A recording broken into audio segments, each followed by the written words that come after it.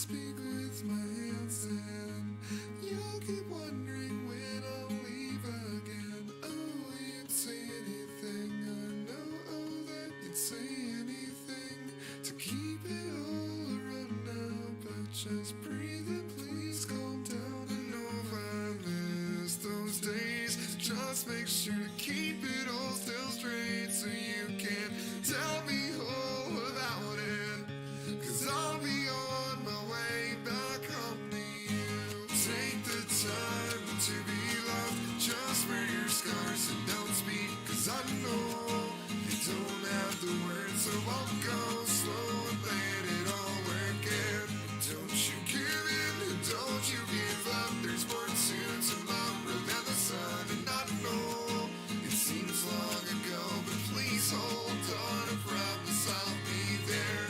Oh, you'd say anything, I know that you'd say anything to keep it all around now, 'cause that's just the way you do things.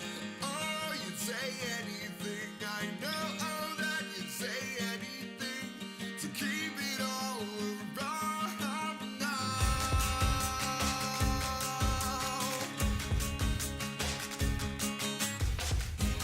Take the time to be loved, just wear your scars and don't speak, 'cause I know you don't have the words, so I'll go slow and let it all work in. Don't you give in, don't you give up, there's more to tomorrow than the sun, and I know it seems long ago, but please hold on, I promise I'll be there. Don't let it all just go by. Don't you give in, and don't you give up. And I know we both don't have these words, 'cause I know I'm begging you, please just hold on, 'cause I promise I'll be there. I promised I'd be there. I promised I would always be there.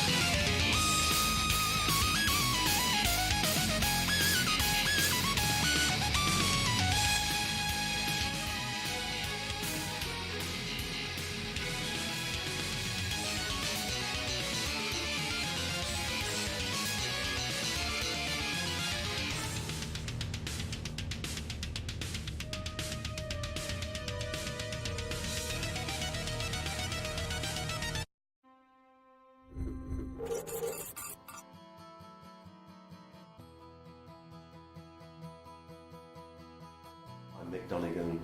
I'm the founder of the charity Special Effect. We're a UK-based charity helping people of any age, of any disability, to enjoy themselves and to express themselves through cutting-edge games technology. Many of the young people we help can't run around and play in ways that the rest of us take for granted. With our help though, video games can offer a great way for them to have fun and join in with their friends and family. Reese and his dad love football. Our assessment team managed to find a perfect way for them to play together on FIFA Soccer, quite literally putting them on a level playing field. Everyone we see has different needs. Charlotte's a 4-year-old girl who lost all 4 limbs due to meningitis. The Wii controller was just too heavy, so our technical team modified it so that it was just 1/3 of its original weight. Special Effects made me a control company to play PlayStation, which I never thought I'd do. I couldn't use a normal controller because I couldn't reach any of the buttons. Some people find it very difficult to control any part of their body apart from their eye movement. Tiago, for example, is able to play Peggle just by moving his eyes. But the demand for our help is growing all the time. To help more disabled people get as much out of games and leisure technology as you do, please visit our website.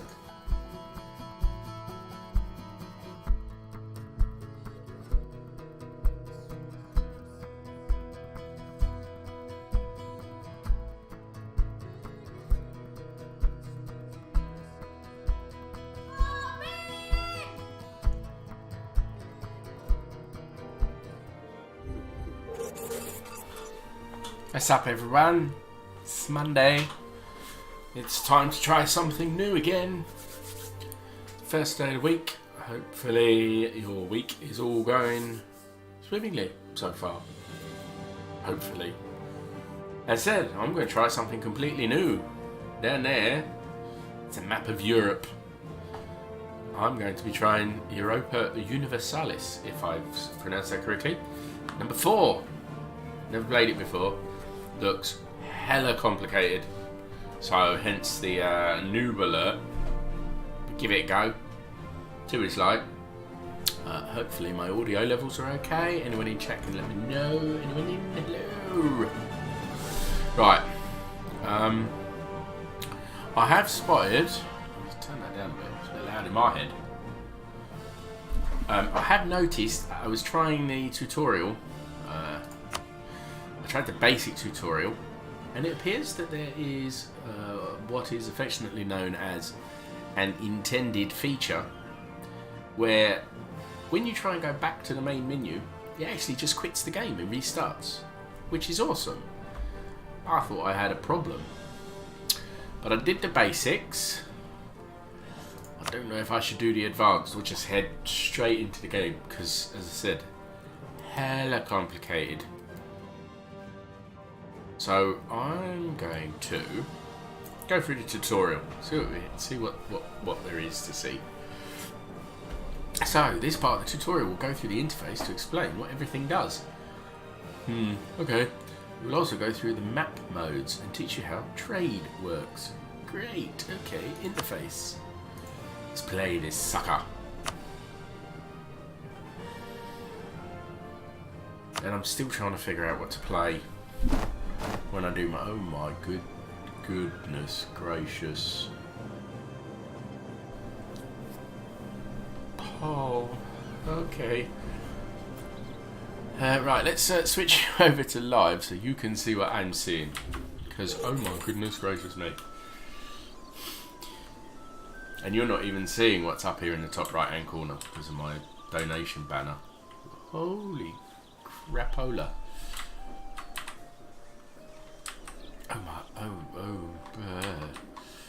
Okay. This is going to be fun. Right, it sort of had it centered around there. Right. This chapter will go through the interface and explain what the interface does. It's a way for me to interact with the game. Objectives. Click next. Okay. Ducats are one of the primary resources and are used to pay for everything from unit recruitment to building construction. You can't see it, but up in the top right hand corner there's a little blue arrow just here, and it's pointing to a button telling me treasury. You have 151.15 ducats. Really? That's got to be thousands, surely. And the previous monthly balance was plus 3.74 ducats. This is the amount of money available for recruiting armies, recruiting advisors and building new buildings. Last month's result was taxation plus 5.32, production plus 2.67, trade plus 4.06, vassals plus 0.14, and then maintenance, army maintenance, fleet maintenance, fort maintenance, and root out corruption. That cost me 0.12 of a ducat. Okay. Click next to continue. Okay, so again, you can't see it. I should really turn that donation thing off, but I need it for the charity. So it's another one. Manpower. Manpower is an important resource that puts a limit on how many soldiers your nation can have. The manpower cap represents 10 years of manpower. Recruiting a regiment will cost 1,000 manpower per regiment. Reinforcing armies that have taken casualties in war will also drain manpower. Right, manpower maximum is 17,646. Currently you gain 147 each month. To fully reinforce your armies you need 0 men, and 0 will reach the armies this month. Okay. Maximum manpower depends on a base value and provinces. Okay, base value plus provinces. The speed by which manpower recovers is modified by army tradition. Okay. Stability. It's missed one. It's gone on to sail. It's missed sailors completely and gone on to next one, which is stability. Stability represents how stable your nation is. Stability is connected to unrest, tax income, global trade power, and more. Stability can be increased in the Stability and Expansions tab and costs administrative power.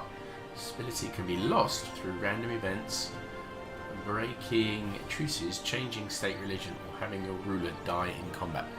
Awesome. And what I want to do, very quickly, I want to turn off the map moving. Game options, I'm guessing. Controls. But that's it, scroll speed and zoom speed.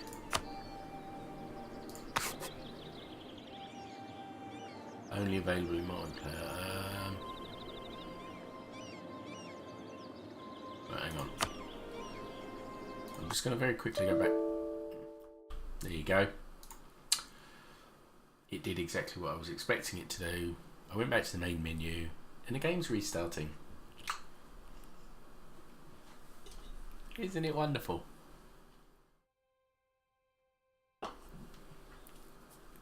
It's doing that all on its own.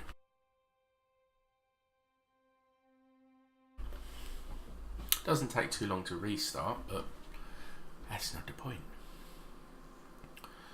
I just want to very quickly turn off the edge move, because there are quite a lot of buttons near the edge of the screen, and by having the map move around when I get to the edge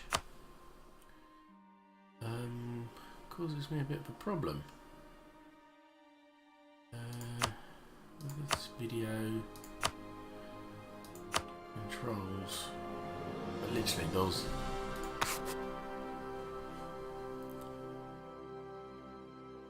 Okay, that's a real pain. I can't turn that off. Maybe it's something that's done on a per play basis.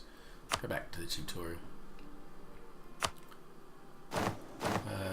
Right, we did that one, that one, that one. Yes, and when your ruler dies in combat. Okay, so that's stability. Current stability is just set at +0. Okay. Prestige is gained by winning battles, wars, or through random events. Prestige gives your troops increased morale, legitimacy, and better relations over time. Where's my prestige is currently 8.84. Only republics are affected by Republican tradition. Is it okay? And it is only republics are affected by Republican tradition, and it primarily reduces national unrest. Republican tradition is lost by keeping the same ruler for several terms and is gained slowly every year. Low Republican tradition is associated with an increased stability cost. Only monarchies are affected by legitimacy, and it represents how legitimate the rule of your monarch is considered. Legitimacy affects unrest, religious tolerance, and diplomatic reputation. Okay.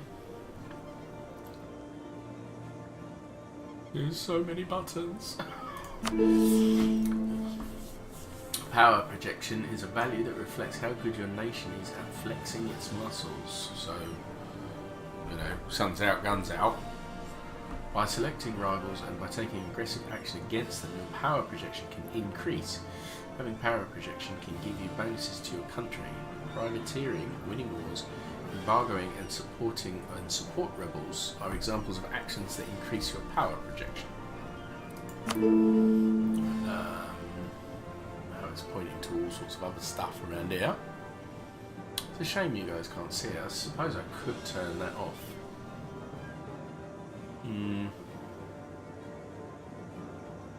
I suppose if it gets annoying and anyone asks, I probably will, but for now it's fine. Envoys are characters you use to perform different tasks. Merchants are used to collect income from trade and steer trade. Colonists are used to found new colonies. Diplomats are used to perform diplomatic actions. And missionaries are used for specific positions. No. Missionaries are used to convert the religion of a province. Envoys will return when they have finished performing their task. So I currently have 3 merchants, no colonists, 3 diplomats, and 1 missionary. Monarch points. Here's what we've got. We've got administrative, diplomatic, and military. You have 3 resources which combined are called monarch points. These are administrative power, diplomatic power, and military power. You gain monarch points each month, and the amount depends on your rulers and your advisors' skills. Right, I'm with it so far. Alerts notify you about information that you might want to do something about. Left-clicking an alert will take you to where you can do something about it, while right-clicking the alert will hide it.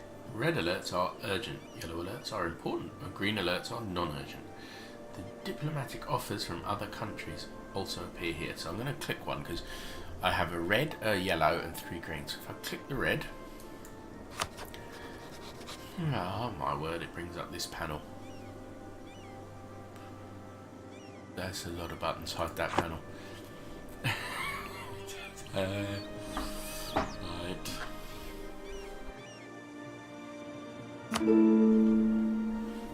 The production interface is designed to help you make production more efficient and easy to use. You can learn more about it in the production chapter in the basics tutorial. I did that bit already. This is the production interface here. We do land units, naval units, make corps, send missionary, local autonomy, change culture, buildings. Oh, it's telling me there's a shortcut. So these are don't actually do anything. It says shortcut 2, but when I press 2, nothing happens. Interesting. Okay. Maybe they're turned off for the purposes of the tutorial.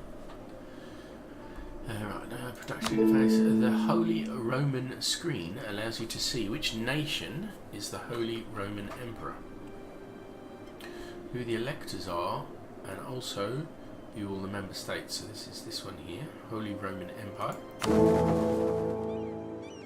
Wow, that's a lot of information in a very small screen.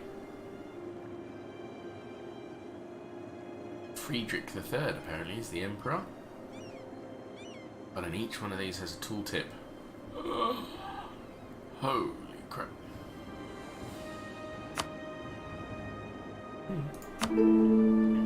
If your state religion is Catholic, you will have access to the mechanics related to the papacy.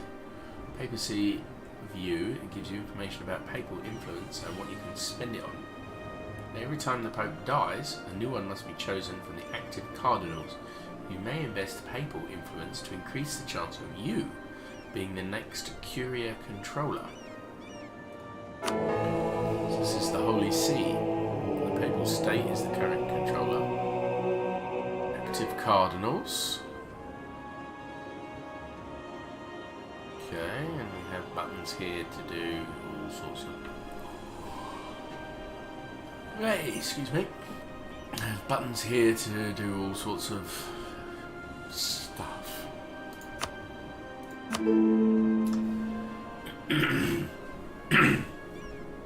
Oh, I've been getting over a cold as well. Right, the outliner helps you by giving you fast information about the progress and status of armies, navies, building, envoys, and more. So that's this one here. Oh, okay, but okay, that sort of hides and shows this screen here. Okay. So let's hide it for the moment. Score represents how well your nation is doing.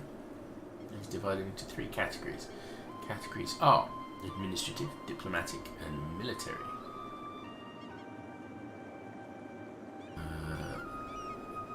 This is what rank we have in total score. Score currently 0. Okay. Map modes will change the information given to you on the world map. Next chapter will go through them in more detail. Fair enough, these are all these modes. So terrain, political, trade, what was that one? Diplomatic, religious. Oh wow, so you've got also different map modes for. Wow, okay. So you've got map modes for, let's say, political, trade, diplomatic. This is diplomatic. But I've also got a diplomatic map mode, which then has other. Wow, there's a lot of map modes. Map modes are a tool to help you better get information about the world you play in. Default map mode is the terrain map mode, which is what I'm in at the moment. Political map mode will colour all the provinces in different colours, one for each nation. Political map mode can make it easier to see borders and where a nation has provinces around the world. Trade map mode shows you which provinces belong to what trade zone. Okay. In addition, it also shows you where the trade flows, and it is here you order your merchants to steer trade in a certain direction. We'll learn more about trade steering later. So what are all these?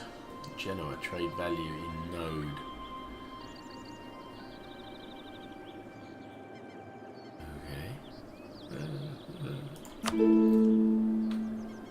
The Imperial map mode shows provinces belonging to the Holy Roman Empire. Green provinces are Imperial provinces, orange are electors, and purple is the Emperor. You may notice that one of your provinces, Brescia, belongs to the Empire, while you, as Venice, does not, really.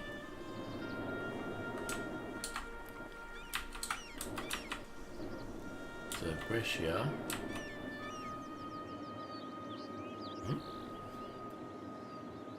Green provinces are Imperial, orange are Electors, and purple is the Emperor. You may notice that one of your provinces, Brescia, that's this one here, belongs to the Empire, so green, while you as Venice do not. Where's Venice? Venice, is this Venice? Yes, Venice does not, right. Okay. The religious map mode shows you the spread of religion around the world. This will make it easy to see which provinces are not of your state religion and where you might find friends or foe. And then diplomatic map mode gives you information about where your cores are, or who your allies are and where your enemies are. The green stripes show you your core provinces. Right, so that's these guys down here.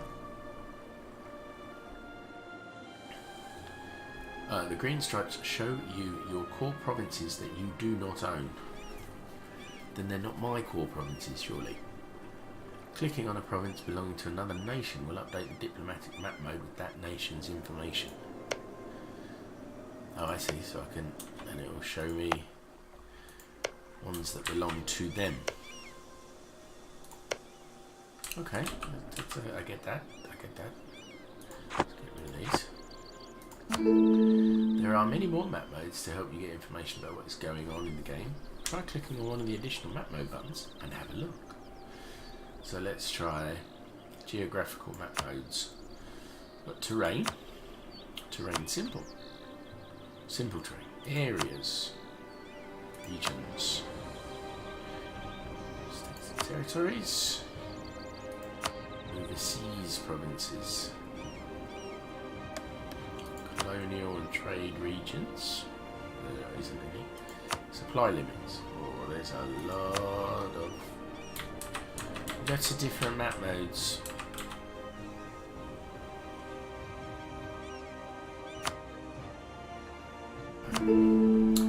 This concludes the chapter. The next chapter will go through trade in more detail. Oh, this is going to take some time. Trade is an important part of Europa Universalis 4. We'll call it EU from now on. The world is divided up into different trade nodes. Trade nodes, with each having a different number of provinces in them. Provinces produce different trade goods, and the trade value of those goods is transported to their respective trade nodes. Trade nodes are visible on the map as either floating buoys, or buoys, or cities, and they have light blue stripes connecting each other.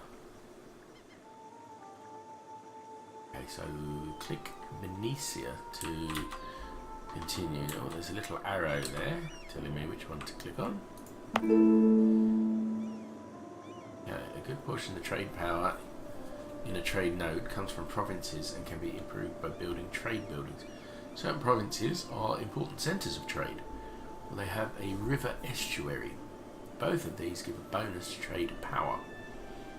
Your capital province, Venetia, is an example of a province that is an important centre of trade and has a river estuary. Narrow strait across the Gulf of Venice connects this province to Treviso. Okay, how do I know it's got a... How do I know it's got a river estuary?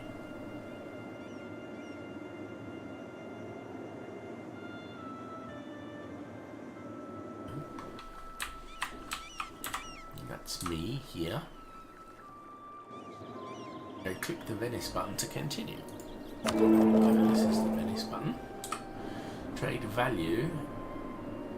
The trade value in a trade node comes from the provinces that trade there. You can either collect income from the trade value or steer the trade to the next trade node.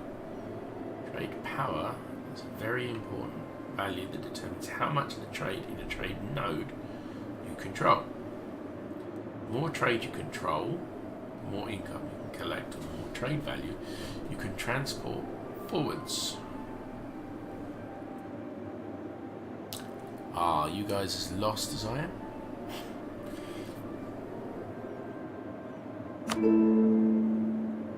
Right, your merchants can perform two different actions in a trade node. Collect from trade requires that you own a province in that trade node and will collect income from trade. The amount of trade power you have compared to your competitors determines how many ducats you gain in trade income. Have a merchant collect from trade in the Venice trade node to continue. Okay. I'm guessing these are people. Silvestro Flangini will arrive here in 1 day. Ottavia Sugena will arrive here in 1 day. Pietro Pizzini will arrive. Okay, well, I'll click on you. Have a merchant collect. Oh, I think I have to restart. So, 1 day. Okay. Second action your merchant can perform is transfer trade power. This will transfer trade value from one trade node to another. The amount of trade power you have compared to your competitors determines how much trade value is transferred. Select the Alexandria province and then click the button to go into the trade node. Remember to unpause the game.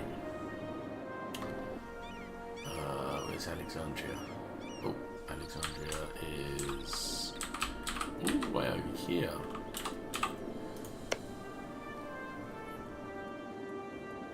And go to Alexandria. Transfer trade power. Press that button and then unpause the game.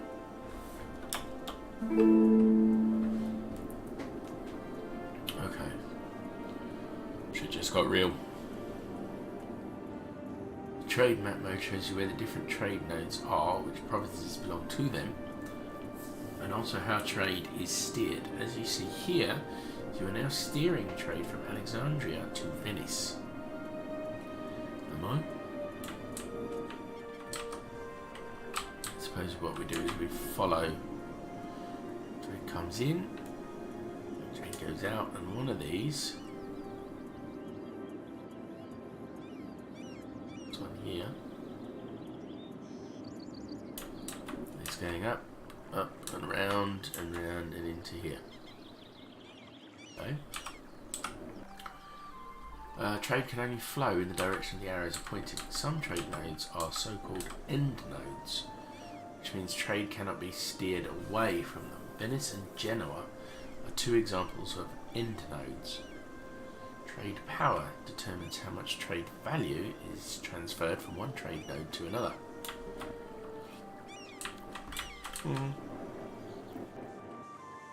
So Venice.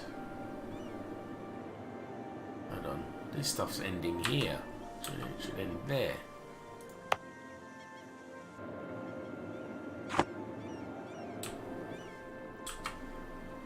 Come on, bro, go back in. It's scary. One trade node to right. Trade power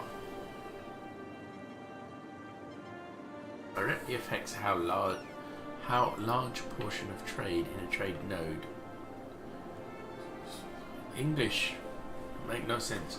Trade power directly affects how large a portion of trade in a trade node you control. There's missing an A in there. Trade power comes from provinces and from light ships that are protecting trade. There are also ideas and a diplomatic advisor that affect global trade power. Select your ships in port in Venezia. Okay, that's these guys here. Light ships can be ordered to protect trade. This means they will patrol the trade node and increase the amount of trade power you have in that node. Having your ships protect trade is very important for increasing trade income. Righto. So that is select mission. Protect trade. And then what's this one do?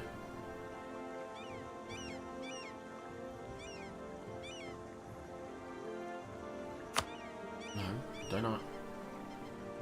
Please protect your trade will give you trade power. Right, if I go back, it just tells me to click that again. Take trade. Venice. There we go. Click the production interface in the top left. The easiest way of increasing your trade power is by building more light ships and having them protect trade. Barks that are protecting trade increases your trade power in that trade node by 3. So that.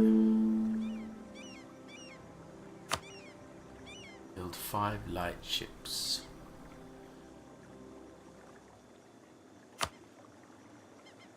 Okay, so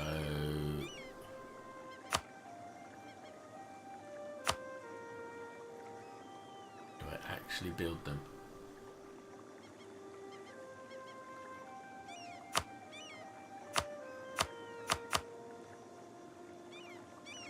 Production 0, right? How? money missing.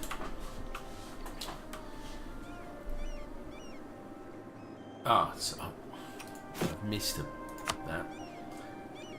Select bark from the list to the left and click on the green provinces on the map to start building them. Remember to unpause the game. So I can build them there, and there, and unpause the game. There's a big ass ship that just appeared.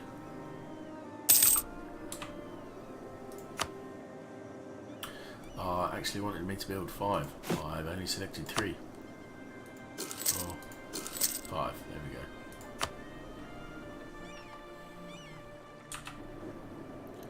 I guess it's these blue lines here.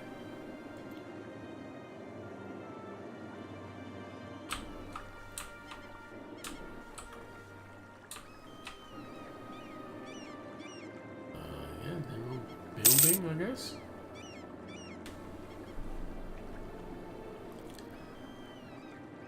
These 2 left.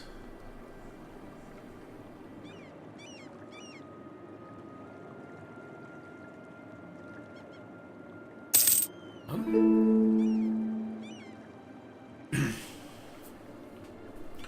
Now where did all these ships go? They just sort of off they went.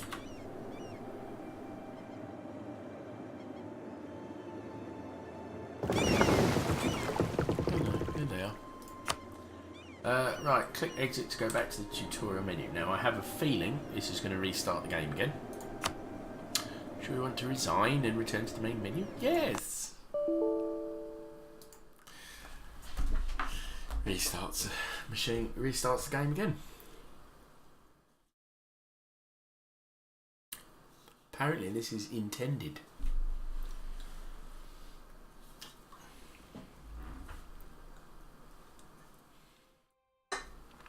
Which I think is very strange.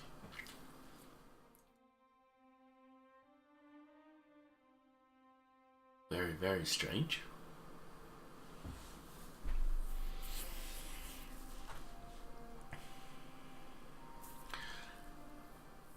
I have a feeling this is going to be one of those games that if I can ever get to grips with it, it's going to take hours. Right, okay, we're on the last one, which is Spanish Empire Beginner Campaign. This part of the tutorial will go through the mechanics in a way that more accurately would mimic a real game. You will learn about declaring war, annexing countries, and how to manage conquered lands. You will also learn about events, stability, rebels, and exploration. Right, this text is really small. I'm going to see if I can turn off, when the time comes, map movement and make text a bit bigger. So we've got the Reconquista, whatever that is. Okay, Spain. Okay, so what information has it given me? It's got some stuff here. You can make states, explorer ready,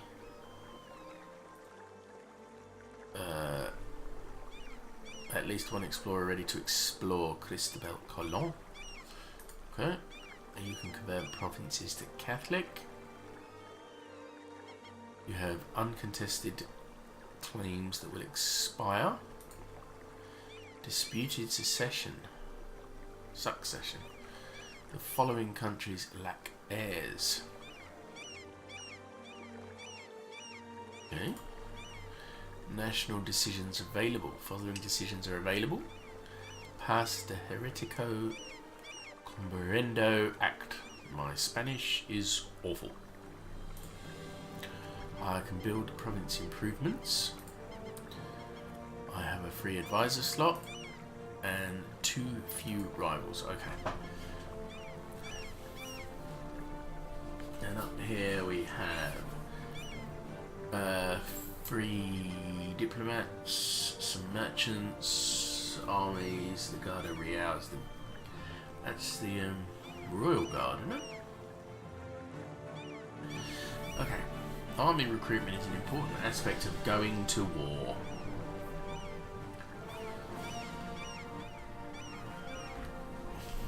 Recruitment progress takes place in a province.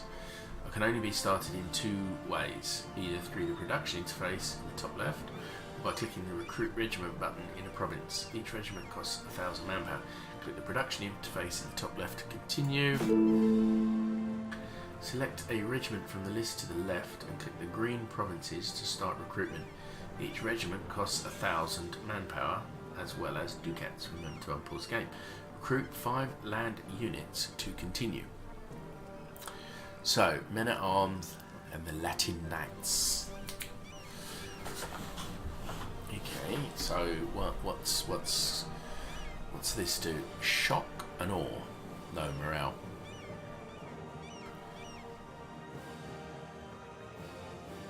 Okay, so what does it say about them? Men-at-arms was a professional soldier in Western European armies in the late Middle Ages. Knights and noble families would employ a number of men-at-arms to form their retinue. They would tend to be better armed and armoured than the ordinary feudal foot soldier. During the 100 Years' War, men-at-arms were those soldiers who fought on horseback with heavy weapons, but were not of a high social standing and could not be referred to as knights. Better equipped and better trained were known as sergeant-at-arms. Okay. The Latin Knights. The medieval knight originated in the Frankish kingdoms, were mounted warriors. The medieval knight originated in the Frankish kingdoms, were mounted warriors, were rewarded with grants of land for their military service. Oh, where mounted? God, I swear this text is far too small for me.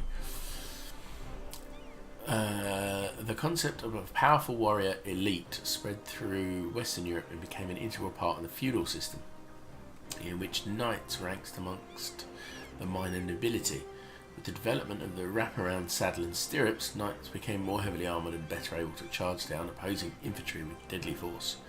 They were also known to fight dismounted using heavy melee weapons when circumstances dictated it. Now I need to do 5 land units. So I'm going to do 4 men-at-arms and 1 knight. Just... Okay, let's do 1, 2, 3, 4. And then 1 knight in the middle. And it said remember to unpause the game.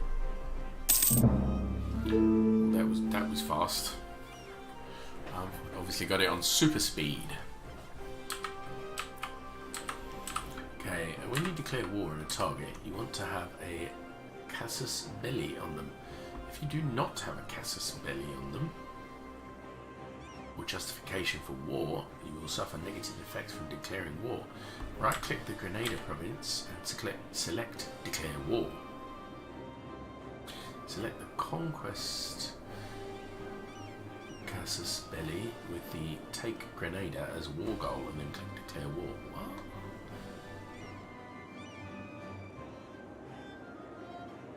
So right-click, Declare War. The reason for that one, I guess, Conquest, and then Declare War. I have declared war. Now what? The War Overview window will give you an overview of how the war is going, who the belligerents are, and who is the war leader of each side. Battles and sieges are listed in the bottom. So that's this in here.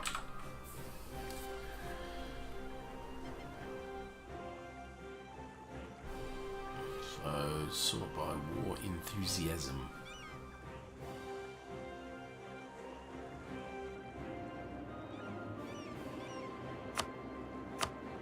Okay. Right. Next.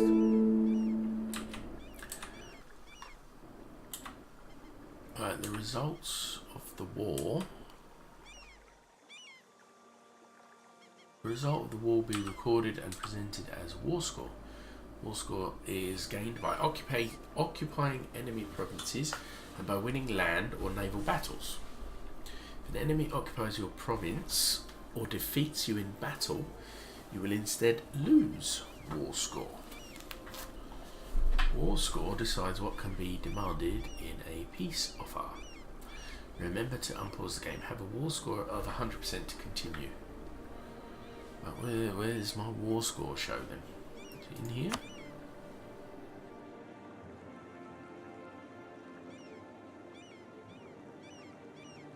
Or is this the current, current war score? Here we go. So if I just unpause the game.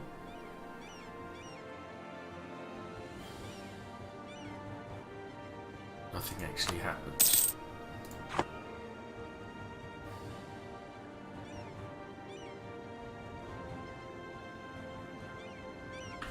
I reckon I have to do something that it didn't tell me to do. Countries at war with Grenada.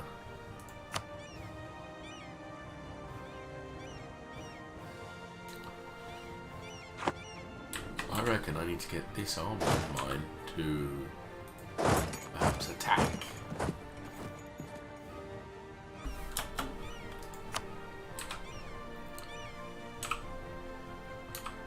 There we go. Now there's a fight.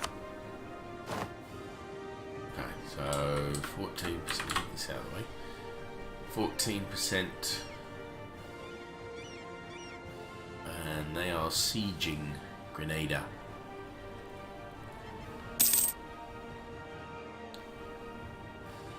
My war score is going down.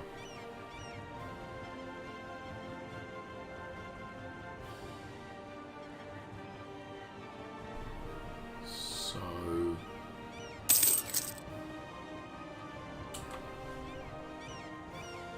where's my war score going down? I need some more. Oh, wait, some shit happened. Did I take it?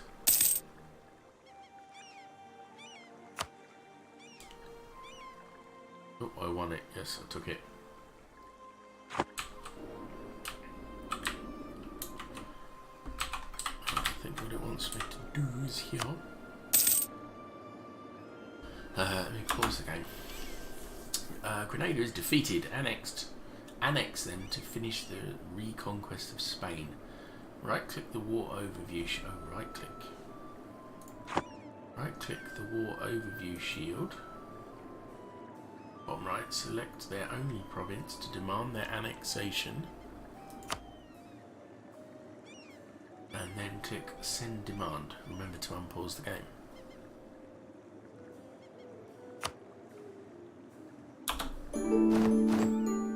Okay. This concludes the Reconquista chapter of the Spanish Empire campaign. So I had reconquisted Spain. You should really take Portugal as well. Just take over Portugal, bring it all under my control. Right, next step. Right, the ruler is very important for the development of your country. You have 3 resources which combined are called monarch points. These are administrative power, I think it was listed up here, diplomatic power, and military power. You gain monarch points each month, and the amount depends on your monarch's skill and your advisors. Right. Advisors boost how many monarch points you gain each month. They cost gold to hire, and you also pay them salaries each month. I thought they'd just want to help me, but I guess not. Hiring a more expensive advisor will give you more monthly monarch points, but you will gain less gold each month. Click the You Have a Free Advisor Slot alert to go to the Court tab.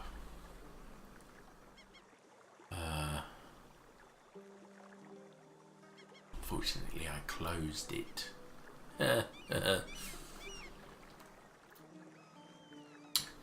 Click the You Have a Free Advisor Slot alert to go to the Court tab. Some of your provinces lack cause.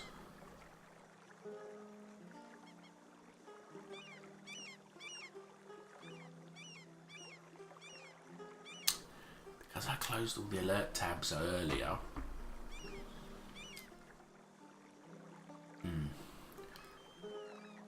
court tab. Okay, I need to try and work out how to get to the court tab when I don't have the alert open. I bet it's one of these. Tree subjects, estates, government, court. There we go. So it's good to know to get to it. I can actually click on the shield and it's right. Advisors boost how many monarch points you gain each month. They cost gold to hire and you also pay them salaries each month. Hiring a more expensive advisor will give you more monthly monarch points, but you will gain less gold each month. Click the empty portraits to go to the list of available advisors. Okay, we have Pedro Pinzon, Esteban de Leva, and Lope de Cordoba. Okay, click an empty portrait to go to the list of available advisors. Hire an advisor to continue. Okay, are they all about the same, or should I...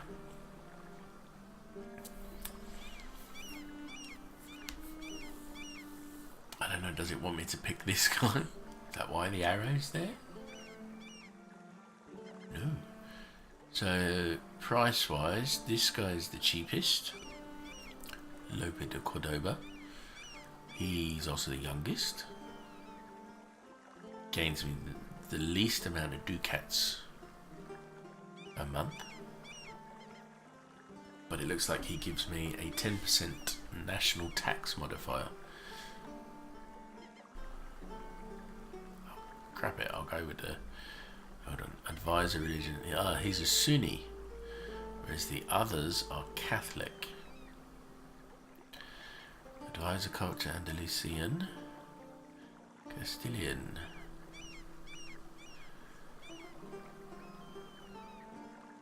Okay, so I'm going to... Not anti-religious in any way, shape or form. However, Spain, this time of year, well, this time of this century, should I say, is a Catholic country, so I'll pick a Catholic one. So the cheapest and youngest Catholic one. He's the cheapest, he's the youngest. Let's go for the top one. Go on, you'll do. Do you wish to recruit Pedro Pinzon? This will cost us 76.38 and an additional 4.96 a month. Core provinces are provinces that your nation considers their homelands. It is important to make provinces into cores to avoid overextension. A province that is not a core province has significantly reduced tax income and manpower. Having a claim on a recently conquered province will reduce the cost and time it takes to make it a core. Remember to unpause the game. Make core in Grenada to continue. Oh, this one here. Make core. Spend 30 of those things. Some form of influence. It's this stuff. Administrative power. Spend 30 admin power to gain a core in this province. It would take 6 months.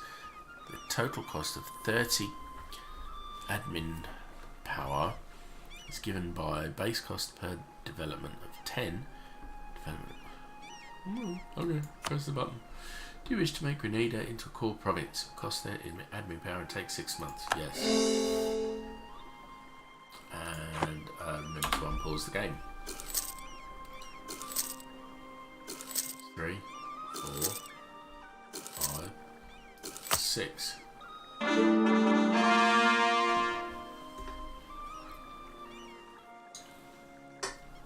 Right.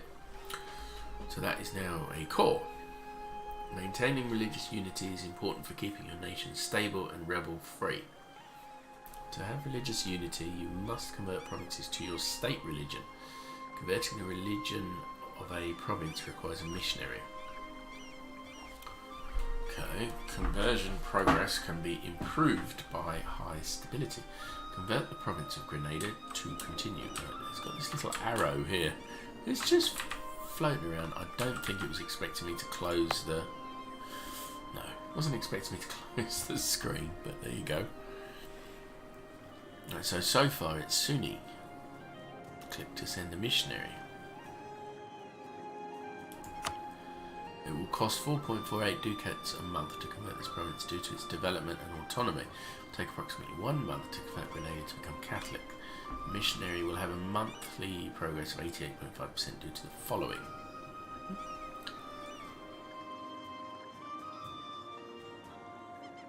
Due to missionary strength in the province.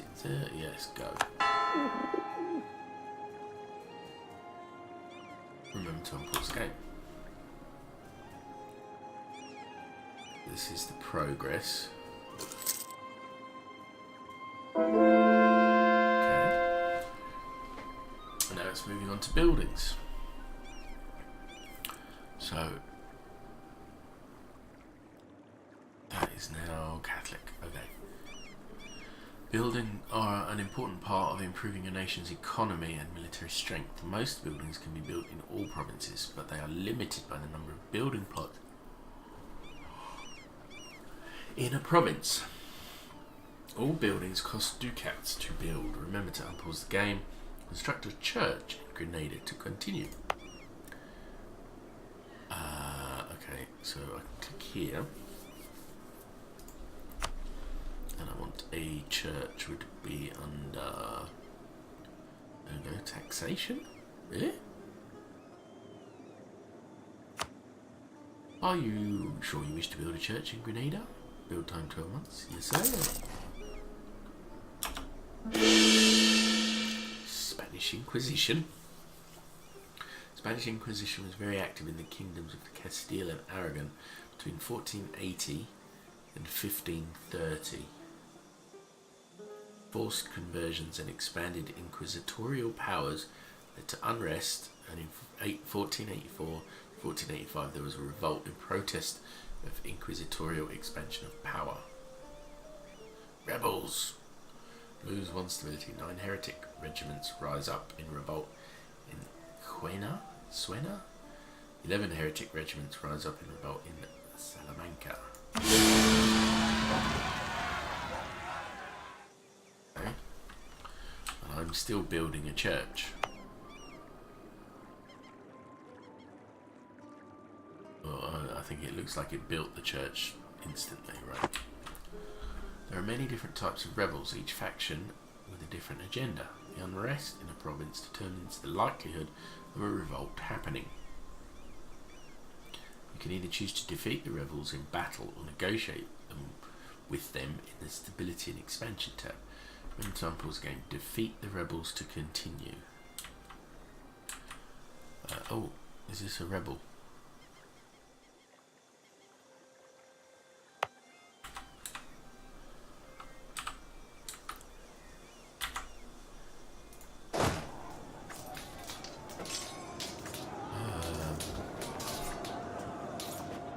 How do I... These little blue things here.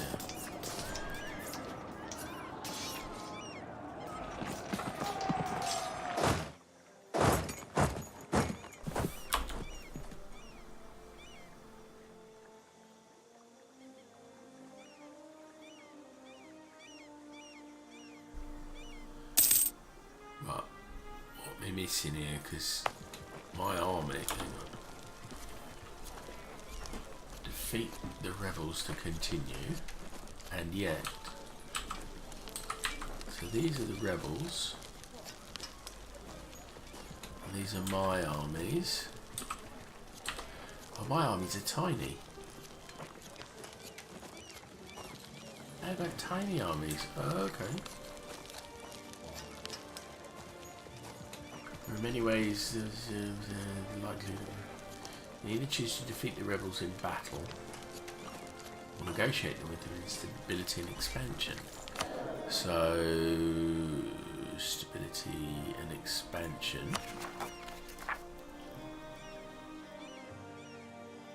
No, I'm going to defeat them, but I'm going to need more troops. A lot more troops.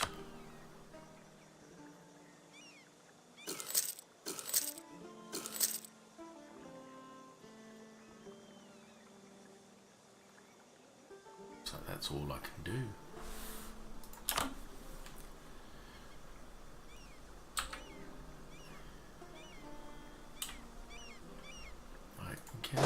these be joined with them, and these also joined with them.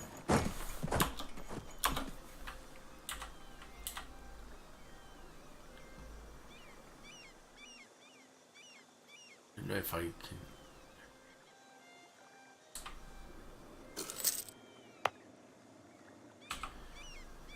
Oh yeah, no, they joined up.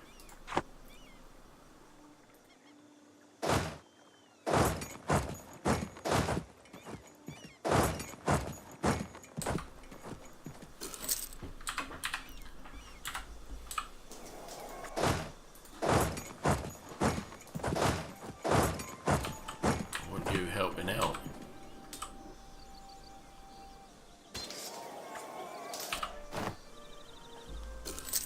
Well, I defeated that lot, but it's left me with very little manpower. Okay.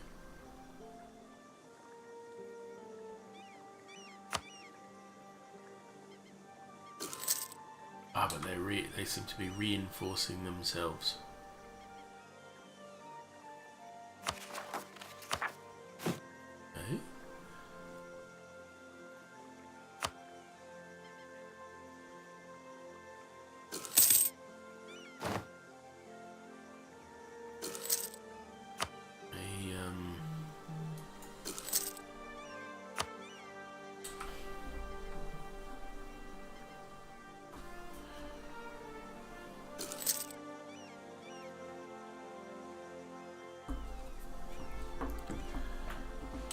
But I need to take these guys down here. I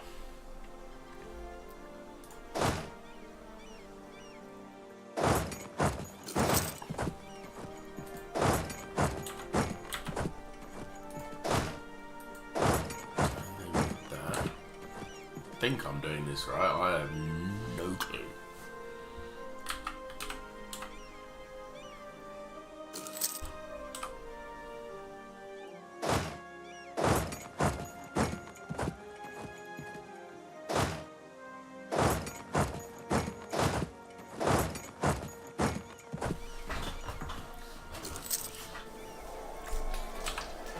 We have another battle.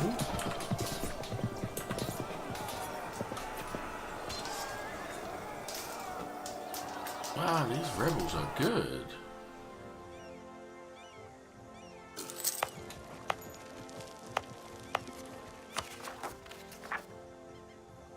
Okay, so you join you.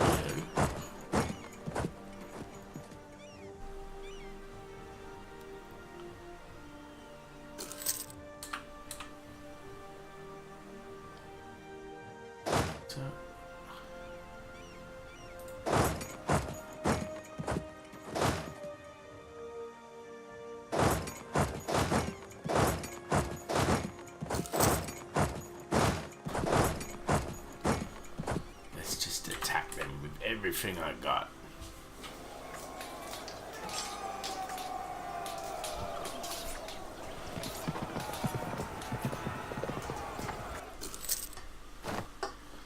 I think I won that one.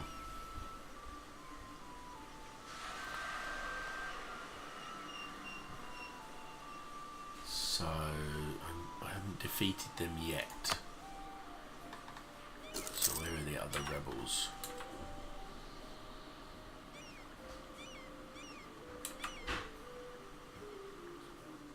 Occupied by heretics. I'm not even going to pretend to.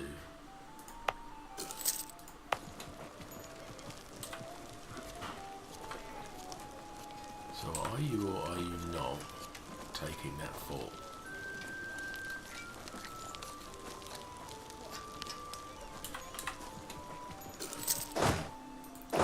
Let's get some more soldiers in there to help out.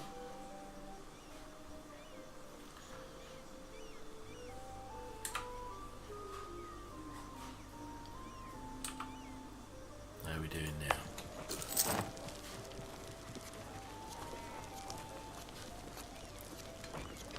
Units of soft casualties. You can now invest in a new idea. I have loans.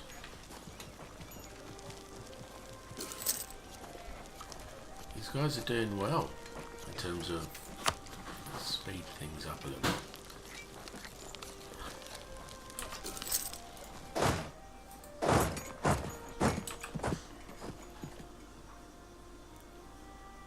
Am I missing something?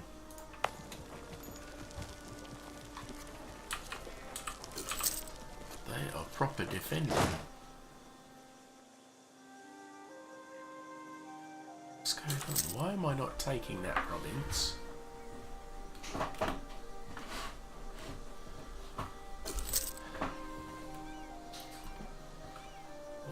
What's going? What am I missing? Why am I not taking the province?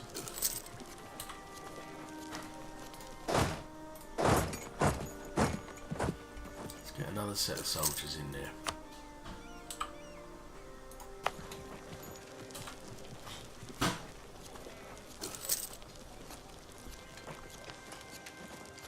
Siege phase is 29 days. Okay, if I speed it up, walls breached.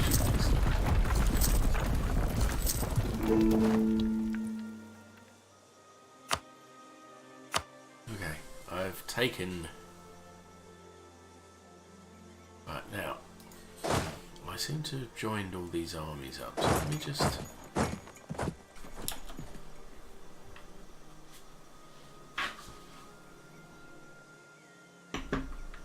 Thank you.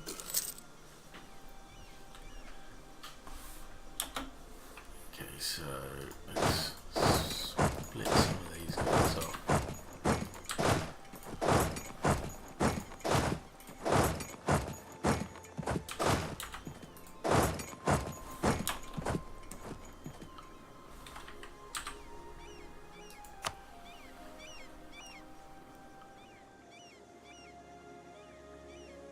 So there we go. I have some armies. Right. Stability represents how stable your nation is. Stability is connected to unrest, tax income, global trade power, and more. Stability can be increased in the Stability and Expansion tab across admin power. Click the shield in the top left and click the Stability and Expansion tab. And under Stability, click Boost. Spend 180 of your 676 admin power to boost stability. Church attendance duty, positive stability, right, okay. Royal marriages. Royal marriages are a way to form a bond between your nation and another nation. With no units selected, right-click a province in Portugal to open up diplomacy with them. Click the dynastic actions accordion to show the royal marriage options. Remember to unpause the game.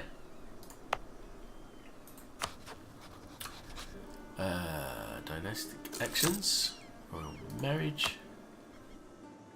Do you wish to request a royal marriage with Portugal? This will bring our two realms closer together. Our legitimacy will change by -2 when signing the deal. Due to their inferior prestige and legitimacy, having two royal marriages will have the following effect on Castile. Confirm.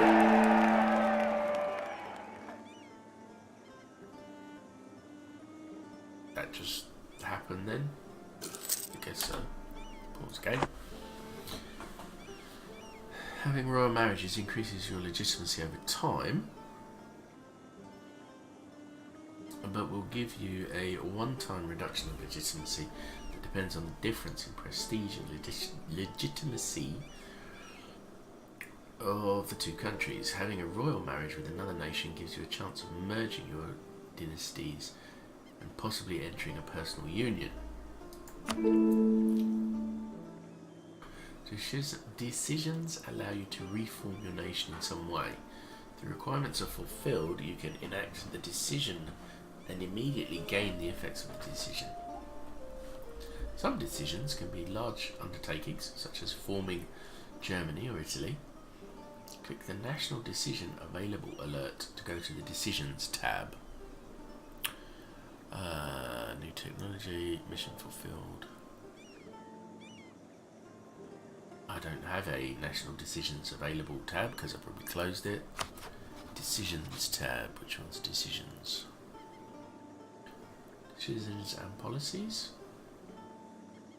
The one.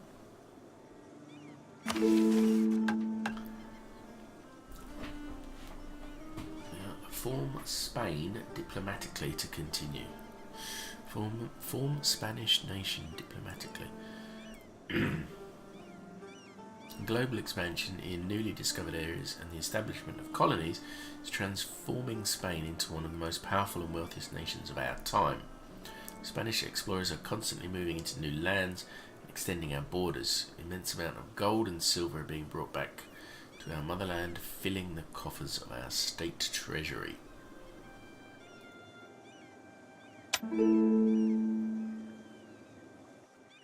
What happened? Oh, I've got a couple of...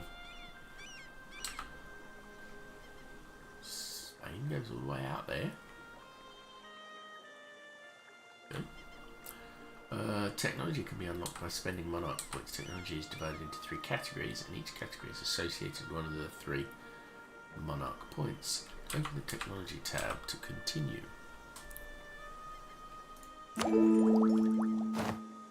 Being ahead in technology will give you a penalty to technology costs. It's a good idea to plan technology and ideas so that the ones you want do not require the same monarch points.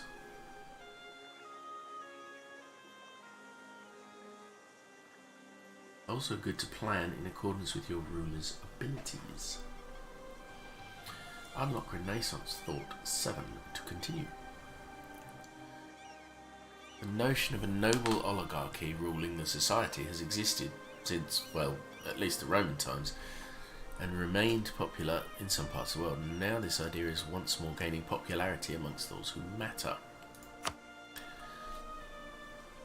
Will cost 592 administrative power. Okay, go. The monarch point cost to acquire the technologies is modified by the institutions you have embraced. At the start of the game, the only unlocked institution is feudalism. Starts out embraced by all countries in Europe and most in Asia. Every 50 years, a new institution is born in a province somewhere in the world, and it will then slowly spread to the rest of the world from that point. In order to embrace an institution, it needs to have spread to at least 10% of your provinces. Once a new institution is born, every country that has not yet embraced it will get a slowly increasing penalty to technology costs. What institutions exist and how they have spread could be examined by clicking the Institutions button in the Technology tab. Okay. As expected, complicated. So feudalism, Renaissance, colonialism, printing press, global trade, manufactories, and enlightenment. This is the earliest date that this institution can appear and spread throughout the world, right? We are currently 1496. But colonialism won't start until then, at least.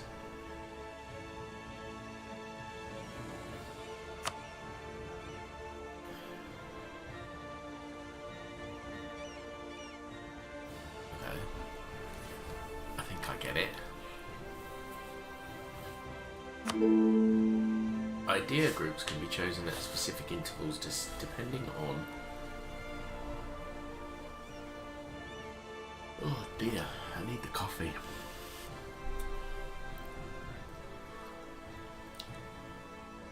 Idea groups can be chosen at specific intervals depending on your administrative technology.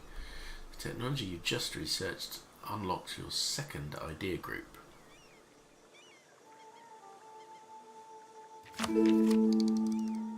Ah, free slot. Okay, unlocked. Get it, right. So unlocking an idea in the idea group costs 400 monarch points of either admin, diplomatic or military. Which monarch points are used depends on the idea group. it's a very good idea to choose an idea group that uses monarch points of the type you have plenty of. Select the exploration idea group to continue.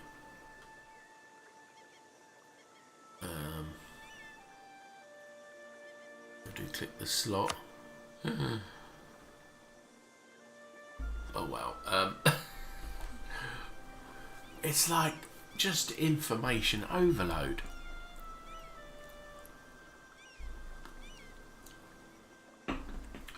Holy but moles. What is it? Select the exploration idea group. Exploration ideas. Cannot pick another idea group in the administrative category right now. Oh. At most 50% of your current idea groups may be in the same category to be able to pick another. What? Oh, that's expansion. It said exploration, which is this one here.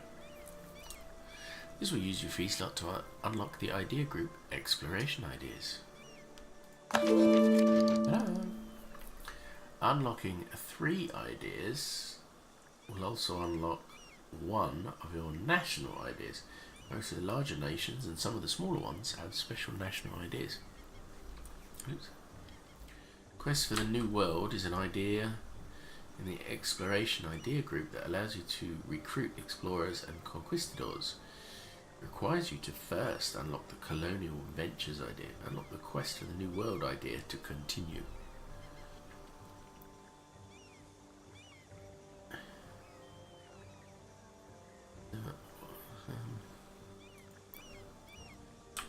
Okay, unlock the quest for the New World idea, continue.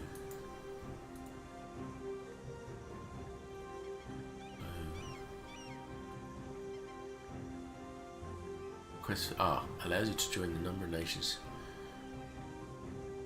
set to explore the world outside of their borders, or strive to be the first nation to circumnavigate the world by commencing quest for the New World. Allow recruitment of explorers and conquistadors at cost 400 diplomatic power. That one. Go for it. This concludes the Spanish Inquisition chapter of the Spanish Empire campaign. Right, now we're on exploration.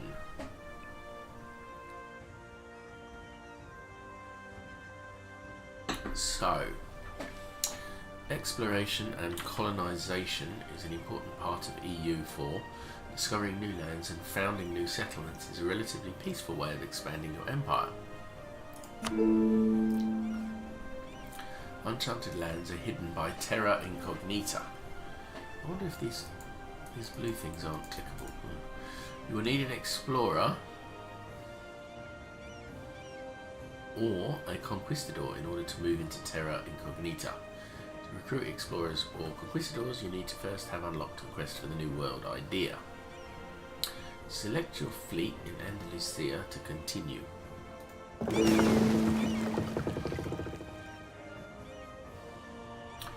Christopher Columbus made 2 attempts in 1485 and 1488 to convince the King of Portugal, John III, to finance an expedition to try and find a western route to the Orient.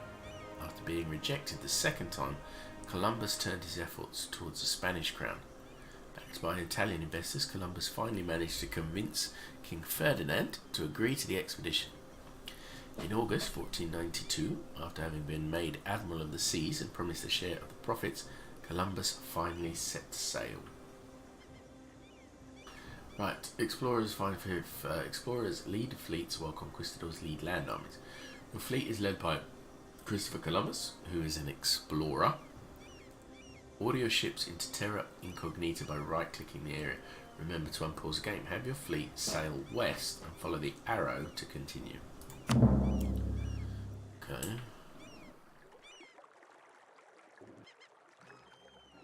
Right, so I have the ship selected, do I?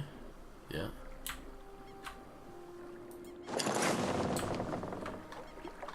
And remember to unpause the game. I don't want to go too fast. Oh, it's going. Yeah, it's going too fast.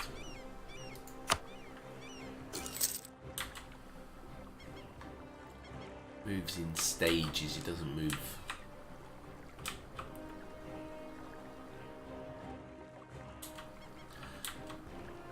It doesn't move smoothly, it moves in stages. There we go. Exploration can be dangerous because of attrition. Whenever your ships are at sea and too far away from supply ships to reach them, they will suffer attrition damage. In a normal game, you would have to explore more slowly, taking your ship back for repairs whenever necessary. For the tutorial, however, naval attrition is severely reduced. Okay, so is attrition. Where is attrition?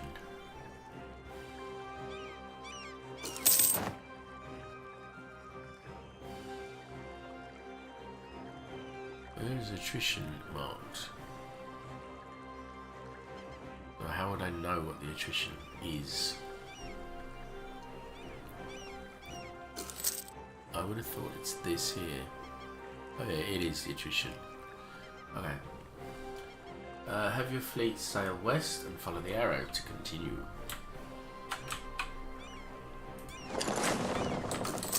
Off they go.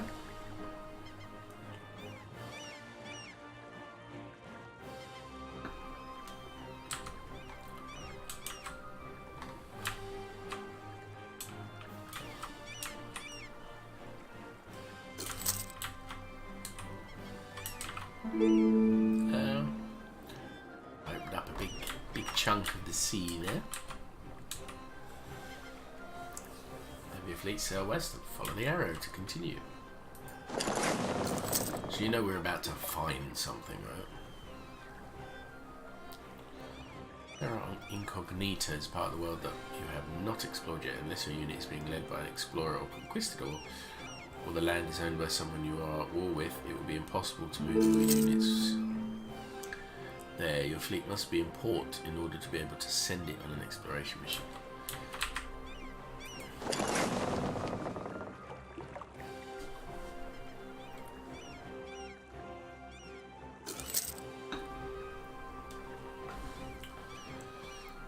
He's doing his thing. Exploration thing.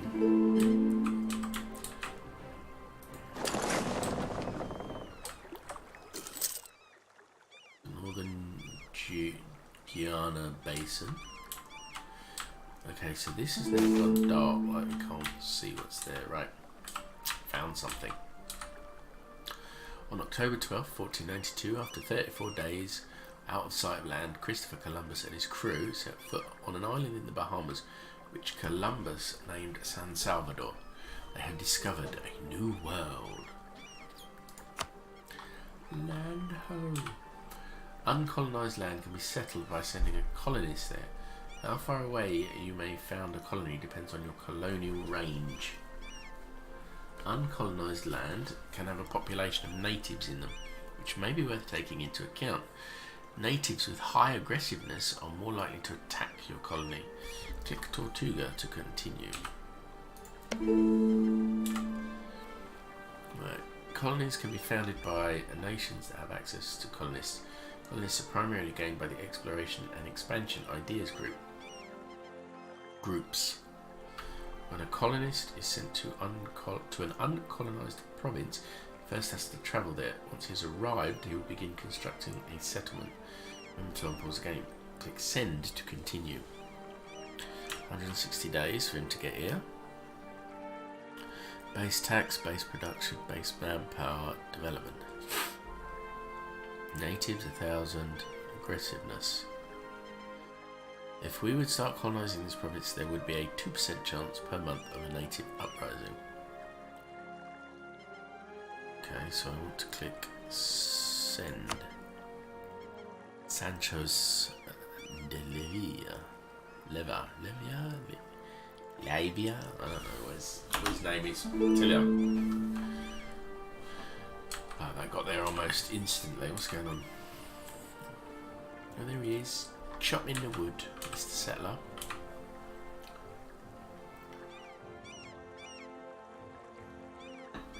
Once settled, the colony will take some time to grow before it becomes self-sufficient.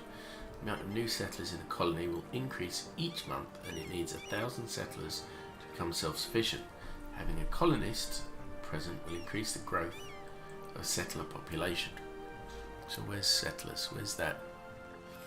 Do I have to click on it to find out?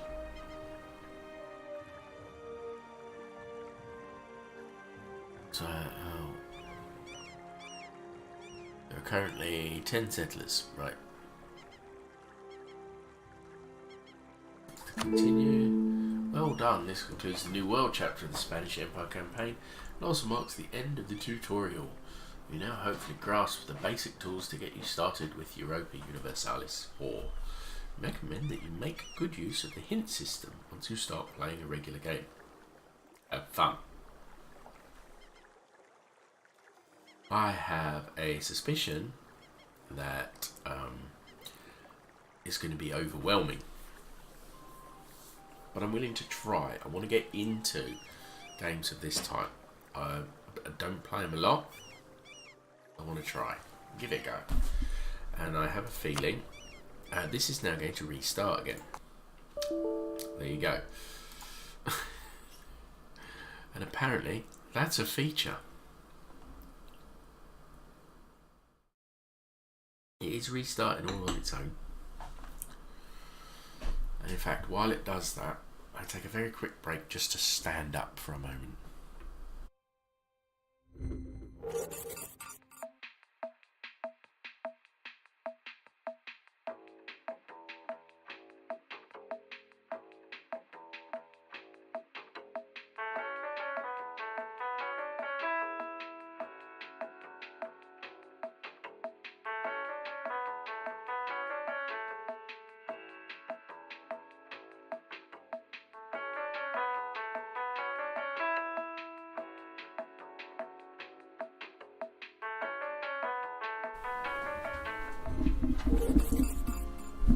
And we're back. Heads off the top of the screen alert. So I'm standing. I do need to fix this. Let's see if how far can I go. There's the top of the green screen. Here we go. Okay, so we're going to start actually doing a proper game, I guess. And see how we get on. So single player. Oh god, even starting a game there's loads of buttons. So historical start. A rise of the Ottomans, Empire of the Sands, First Nations, Kingdom of the East. 7 Years War. Whoa. Oh my good lord.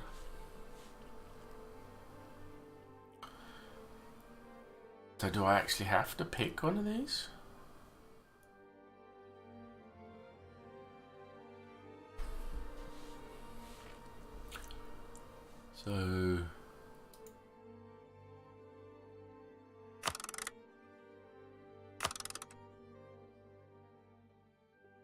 So this is where the game starts. 1444. And things.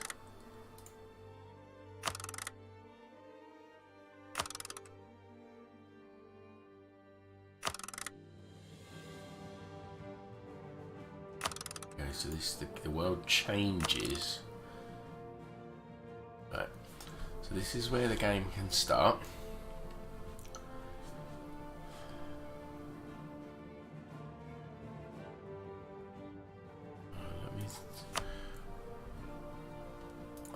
Multiplayer should be off because it's single player. So difficulty normal, lucky nations historical, grants certain AI nations special luck bonuses. Yeah.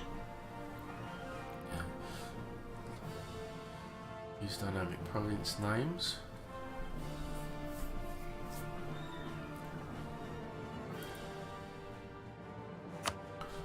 And now it's changed these around now as well.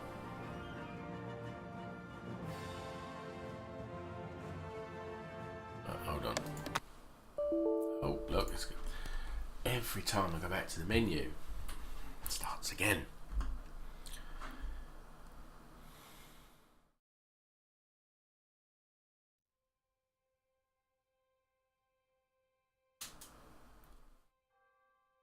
I'm gonna... Drunken Slav, hello.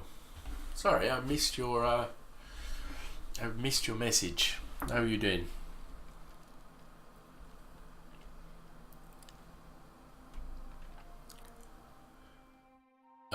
What DLC? Give me 1 sec, because it's just restarted.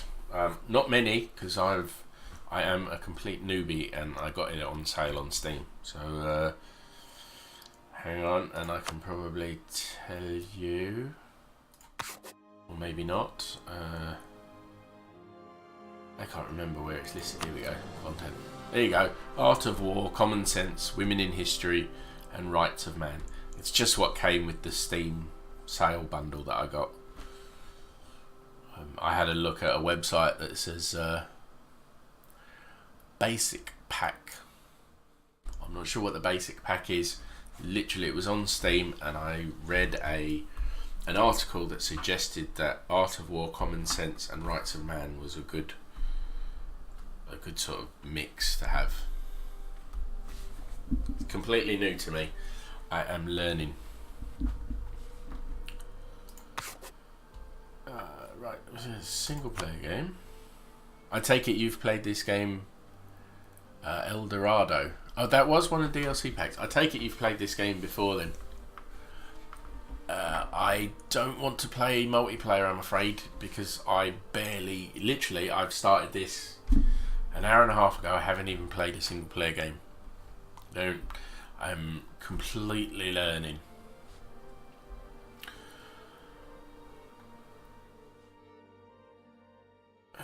So this is recommended for new players. Oh, you want me to play Lithuania? Okay. Any particular reason? Is it particularly easy or interesting in some way?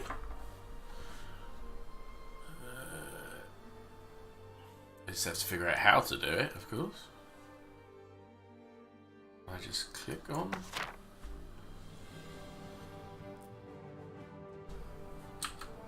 I'll give it a go. Why not? It might. If it's really hard, I'm probably gonna die horribly. And click play.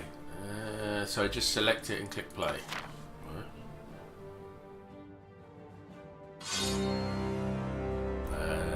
Normal mode, definitely. That's it.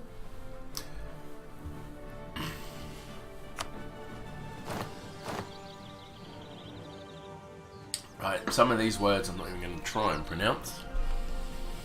When Vladislav III fell in the Battle of Varna, both Poland and Hungary were robbed of their kings in one stroke. Kind of hard, but not that much. Rival Livonians, Crimeans, and third depends. Okay. I'm completely out of my depth with this game, but hey, as I said, I'm trying to get into it. Were robbed of their king in one stroke. Without leadership, it is now up to the nobles of the realm to appoint a new ruler.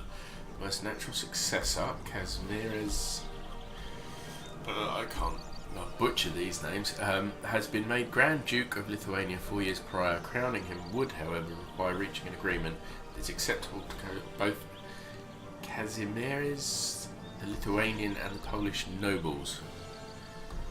Try to marry Bohemia and Poland. Good tip. Fly. Ever since the 1392, the two states had been bound together by a series of agreements seeking to integrate the Grand Duchy of Lithuania and the Kingdom of Poland in order to allow them to present a united front against their common enemies, the Knights of the Teutonic and Livonian Orders, the Tatars of the Golden Horde, and the Crimean Khanate and the Russian Principality. Well, wow, that's a long run-on sentence. You can get PU down the line, making you own their entire country. What's PU? I don't understand. in the northwest. The cooperation has allowed the two countries to thrive despite their many enemies, but integrating the nobility of two such... Basically, if you have the same dynasty as a country and the leader of a country dies without an heir, you get to own the country. Okay. King will rule over your country and the PU country. Okay. I think I get it.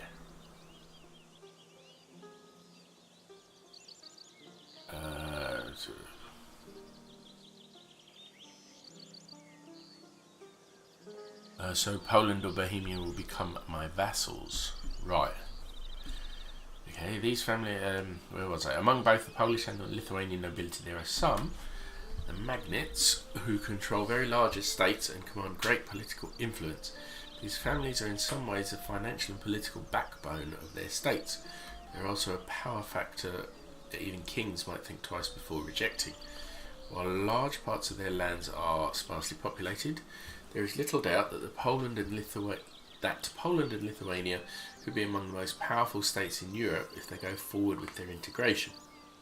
Their enemies are, however, quite formidable. In the far south, the Ottoman Empire seems to be at the gates of Hungary, ready to expand up the flow of the Danube. To the north, the highly militarized Teutonic Order considers the two states its main enemy. An uneasy agreement has been reached with the Knights following the Lithuanian Civil War, by which all parties agree to recognise both the existing borders and the Polish-Lithuanian king.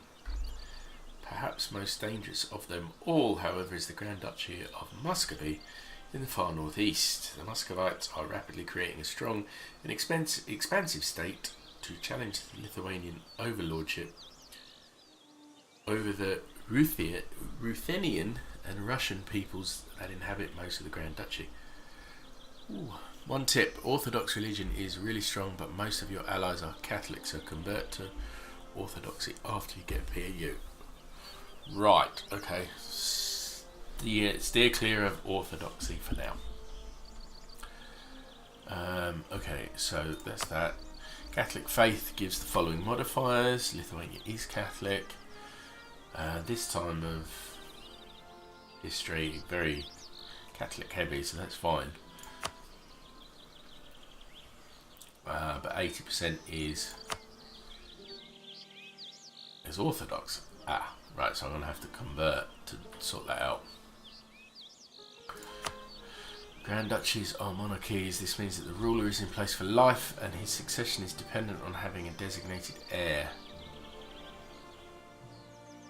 Heirs are acquired either over time or through event choices. If the monarch dies before your heir reaches maturity, a regency council can take over, preventing the declaration of wars. Monarchs also have consorts that can be acquired either through royal marriages, through events, or when an heir is created. A consort will rule until the heir reaches maturity instead of a regency council. The government is augmented by the estates of the realm. These can differ from country to country, but represent strong interest groups within your country that can give you powerful benefits if they are loyal and influential. An estate might also be a great hindrance if it is disloyal or too influential, however. The influence and loyalty can be increased through choices in events as well as by granting them territory in the form of provinces in states. There sure is a lot of text in here. Go on, another tip.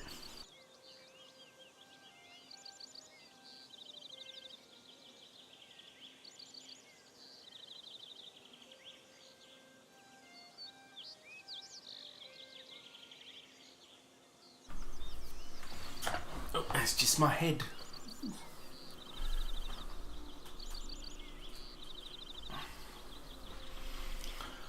Muscovy is evil and it starts quite weak, still stronger than me, but will grow into Russia. And, spoiler alert, Russia conquered Poland in history, so big oof. Don't read all the stupid stuff. It is a lot of reading. But it's quite overwhelming when you play a game like this for the first time and it's not your normal sort of game. I take it you obviously like the game, you've played it a few times. Is this the sort of game you play? Normally, I need to take over the world. Well, global domination is a good thing. It's a thing I like. Right, so this is me. That I get.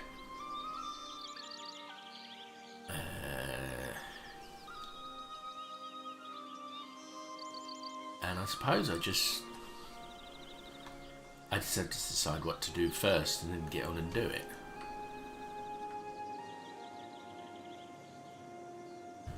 Conquer all of Livonia. Where's that then?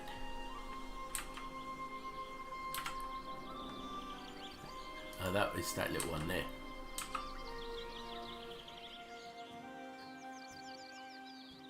Choose rivals. I guess it's this bit.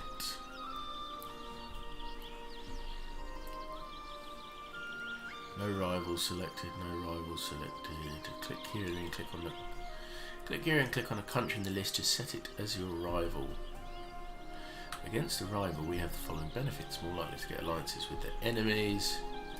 Right, so if I click on it, and you reckon Bonia, which is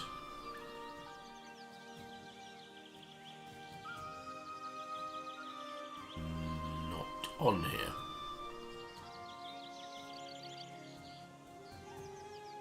Crimea. Okay. Isn't Crimea down this end? Yeah, down here. Go on in. You will announce to the world that they are your rival. Against a rival, we have the following benefits. Okay. Denmark, Hungary, and Crimea are enemies, but Crimea is also a rival. Yeah.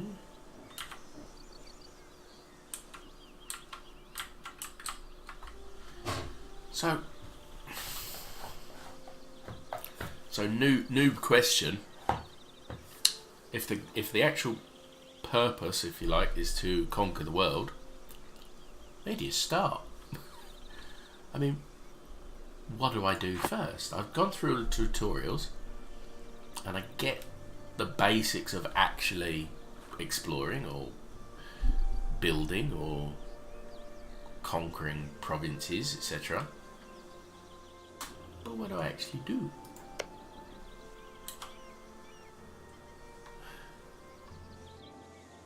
I choose who to conquer first. Okay, so let's say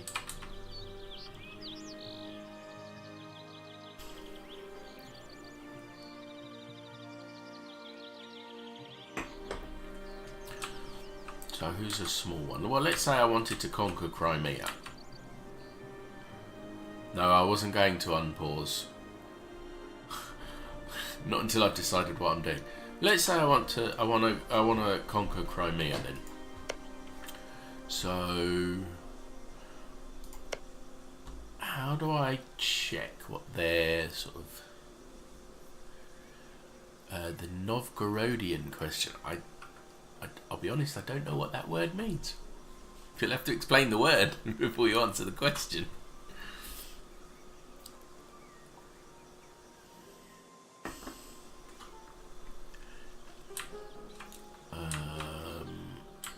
Muscovy will attack Novgorod.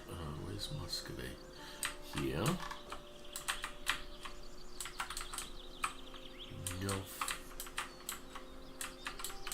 Oh, Novgorod there. Okay.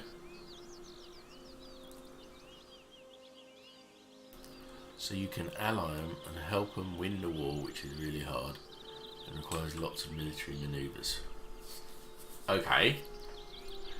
You'll stop the biggest threat to you in expanding. Right, so by helping these guys, protect them from these guys over here. Right. Okay.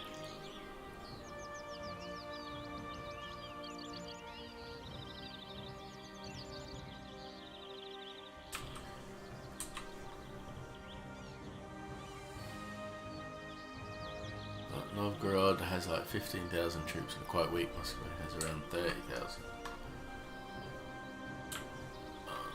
Okay, and I have...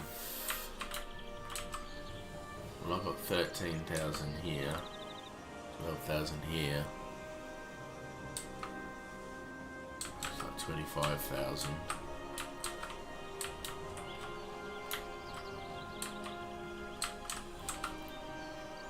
Okay. This is all information overload. It's quite funny. Give you an idea, I usually play action games or first person shooters or platform games where not much thinking is involved.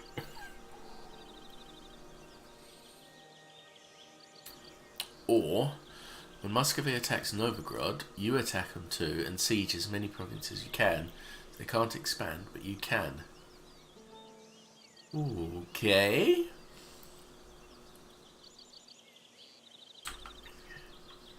Sounds like it could be interesting.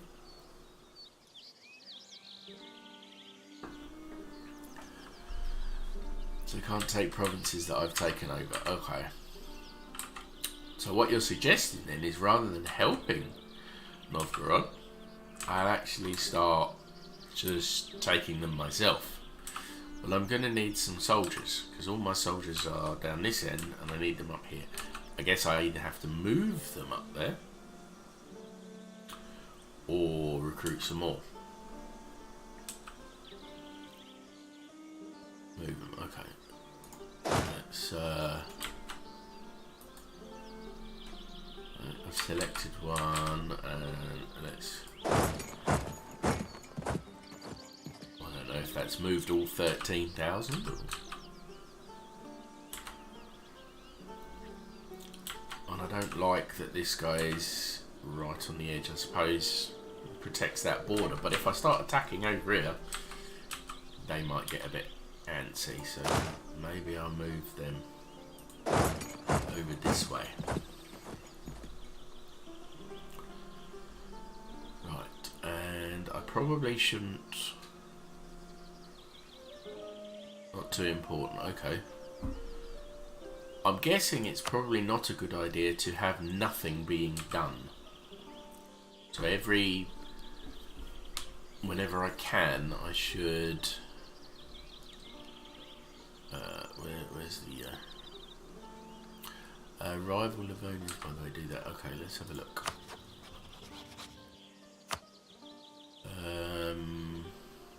It doesn't look like I can.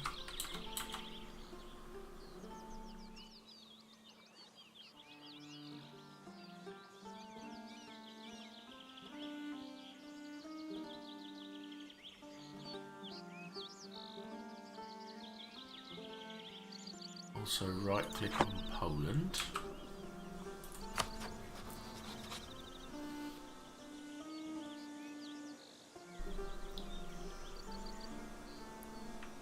What am I looking for on Poland? So there's dynastic actions. Oh, we're going to propose a marriage then to Poland.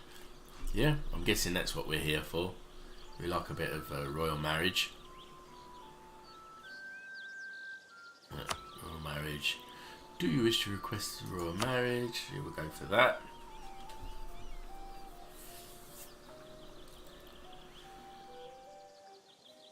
Okay, so that's requested.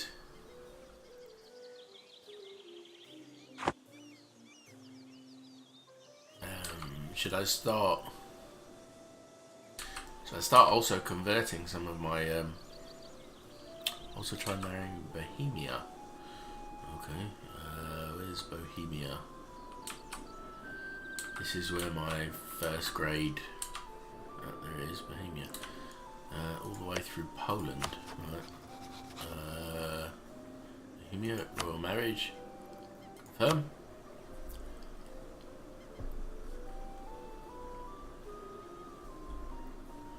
Okay, done that.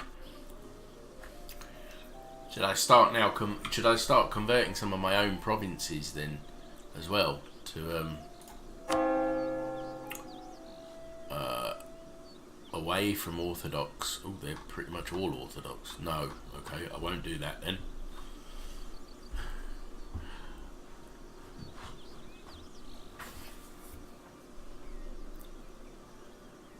got disputed succession. Truce will expire. It looks like I've got a truce going with a couple of them. I have a free advisor slot. It still says I've got too few rivals. Should I just select 2 other rivals? I mean, would it be an idea to select... I need at least 2 rivals. Would it be an idea to select Novgorod or Muscovy as rivals? And what do I get for... Click to change rival.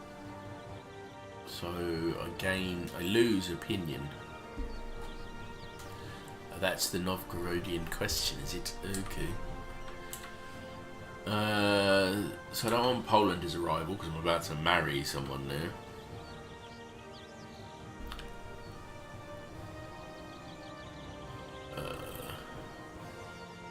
Do you stop Muscovy from conquering Novgorod by conquering it yourself or by helping it? Yes. Go on. Okay, so we make the decision. Let's go down the route of conquering it myself. So I will make them a rival.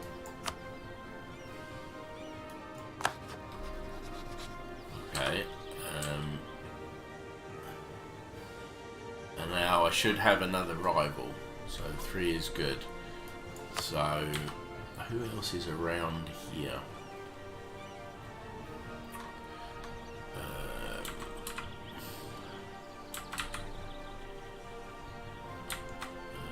It still won't let me do Livonian order.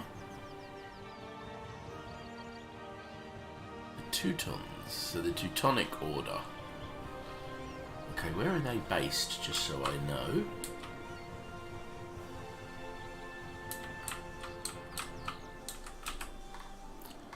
Where's the Teutonic order based?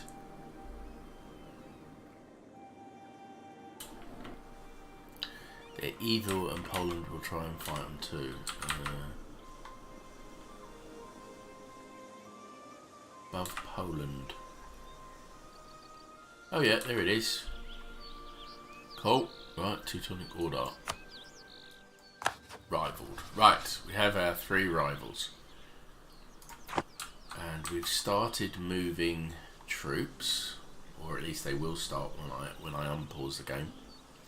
Check out missions, right? Missions.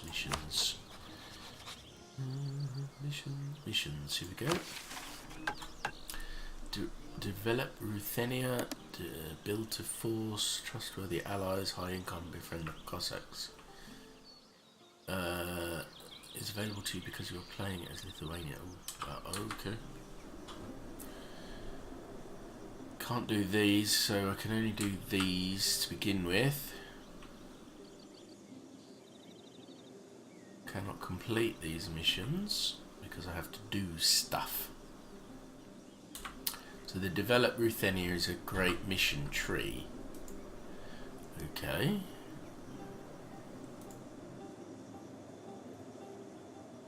So in order to do that I have to basically just build temples later. Okay, so own 10 provinces in the Ruthenia region in which one of the following is true.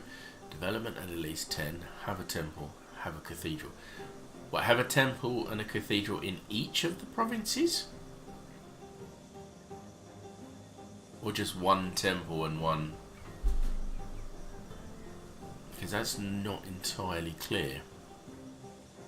It tells me, right, it's highlighting all the regions, so that's pretty much all of Lithuania.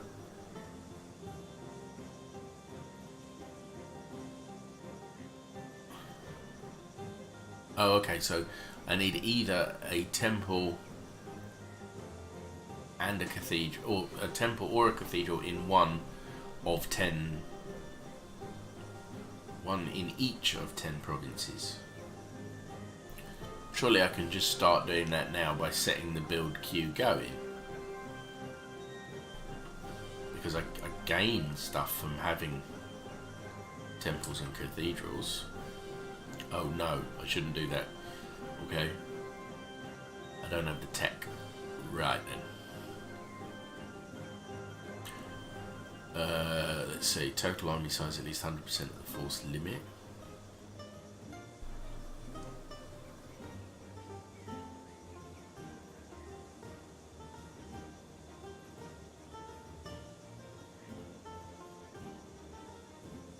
What was the tech stuff I could...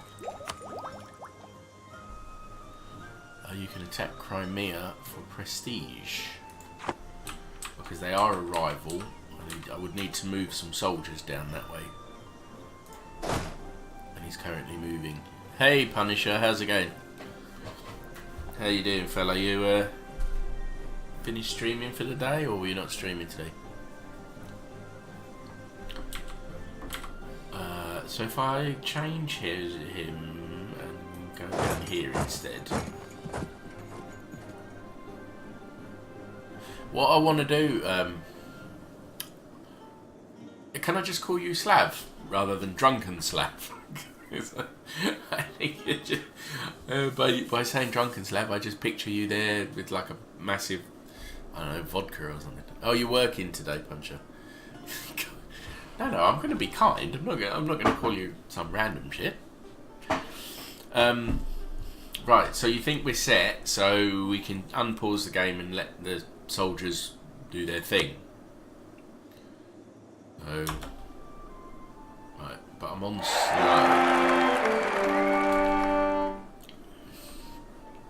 Right, my Grand Duke, we entered a royal marriage with Bohemia. Relations have improved.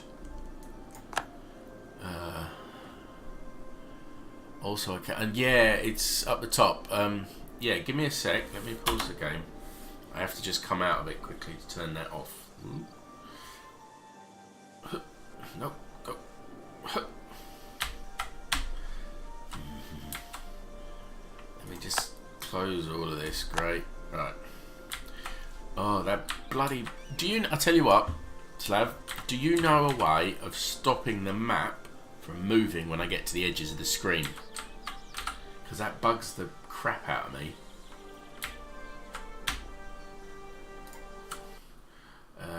But let me turn off my stuff at the top here. I think. And where's my follows? There's that one there. I think. Oh no, there's one more bit. There you go. Let's go back to the game. You're working this week and next week just working Monday. Oh, cool, Punisher. Nice. Right, there we go. I've disabled the top.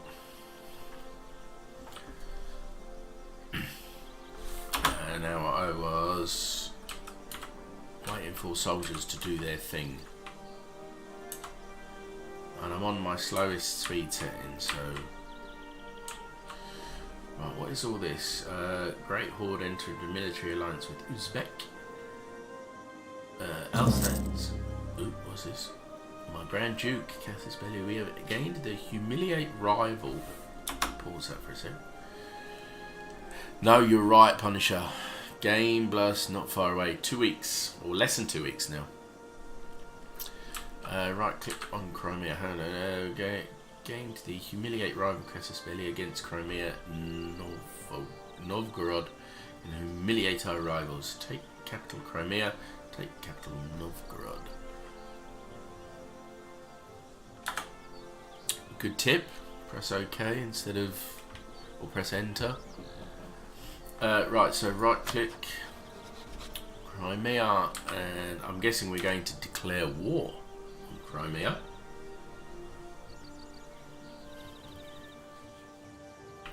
But that's not Crimea. Yeah, that is Crimea.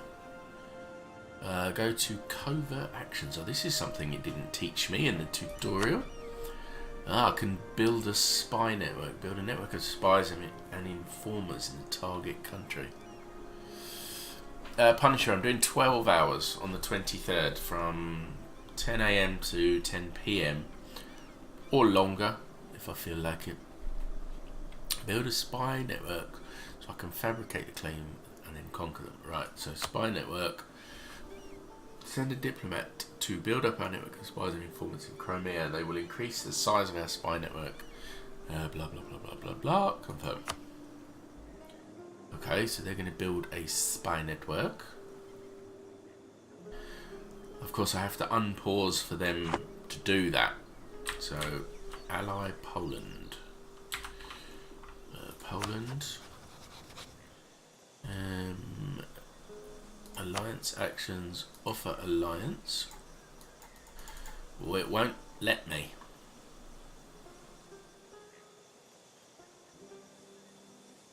Won't let me alliance Poland.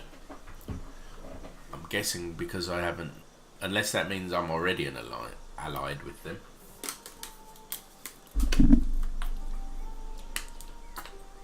I gotta wait a month, right? In which case I need to unpause. So we get that done, I guess.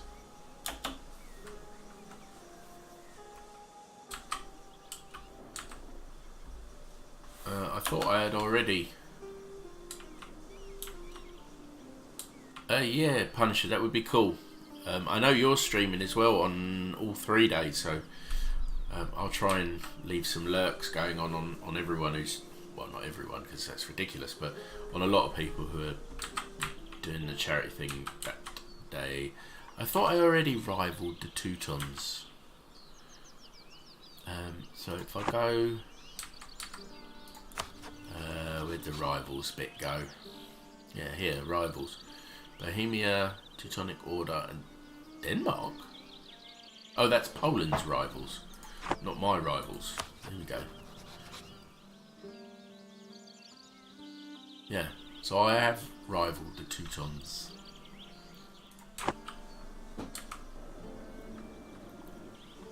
But I guess I need to unpause. I need to let the month go by. So A, my soldiers can start their, or at least finish their walks. So these soldiers are now on the border of Novgorod. Do I just start taking them? Moving my soldiers in? Because they are a rival, but I don't have any, I've got a notice. Alliance offer from Poland. Build a spy network with Novgorod as well. Okay. So build a spy network, confirm. And there's my Poland alliance. So accept that.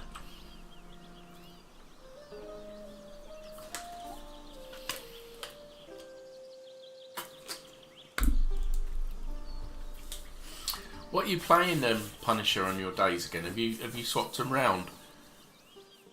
Or delete all my forced except Vilnius one. What?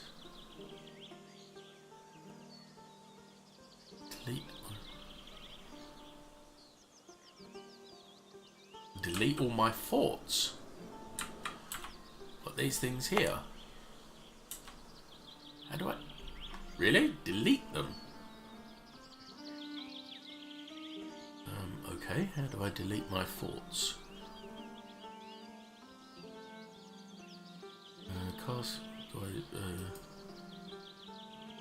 Oh, and click the cross, destroy the castle. How does that help? Surely that leaves me vulnerable to attack if I get rid of all my castles. But okay. Okay, so I've deleted that one. That one doesn't have one. Oh, it gives me more money per month. Right, where are all the other forts? There's one here. I cannot. Alright.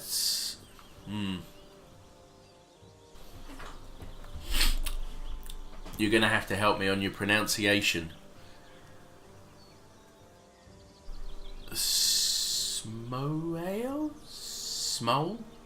Smoley.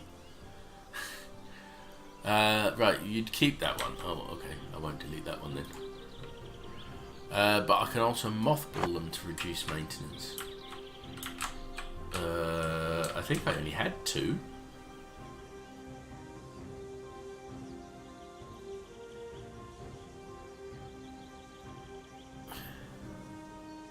Smoale. Okay, we'll go for that.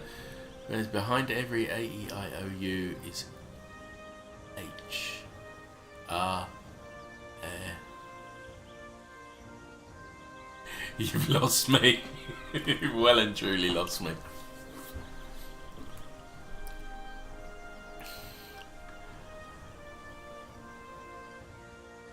Oh, pronunciation of Slavic cities. Okay. Yeah, pronunciation of foreign words is a problem I have. I do my best. So apologies if I offend. What was I doing? Oh, I was doing forts, right. So reducing the maintenance on a fort rather than deleting it. How do I do that? Maintenance is 1 currently. Reduce the maintenance. Reduce the maintenance. Let's see. Return province.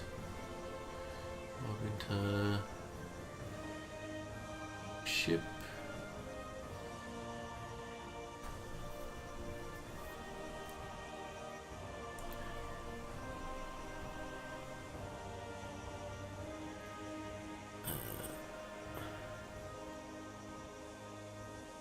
Autonomy. Right, I tell you what, I'm just going to destroy it for now. This is my first go. I'm learning, so get rid of that one.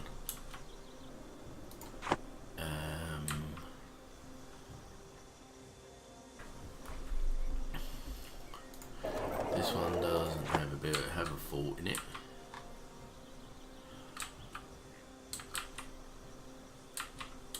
Where did the other one go? Oh, there it is.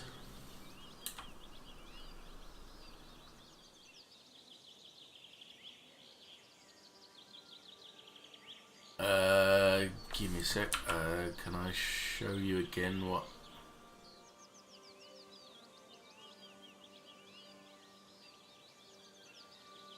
Yeah, okay, so I'll keep this one then.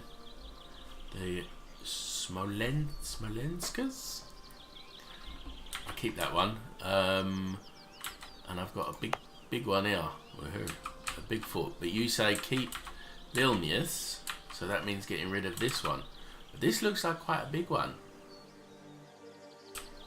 Not a little one like this one. But they both says fort level 2, so okay, I'll get rid of it, yeah?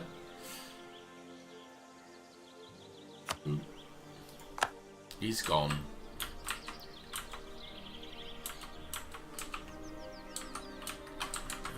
So we keep that one. I'm guessing this is the capital, is it?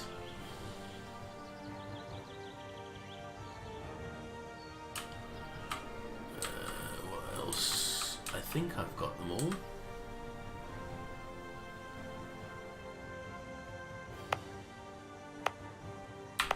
I do believe I have. Oh, random animal. We're keeping that one.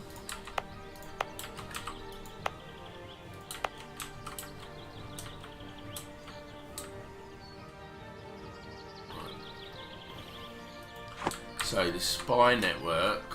How do I check the?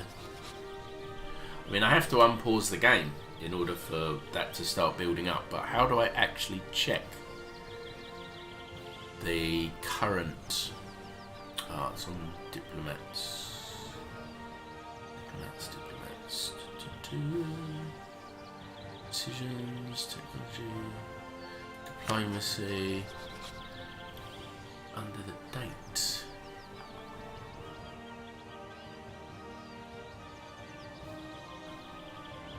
Okay, build a spy network for... Right, okay, I gotcha. So let's unpause.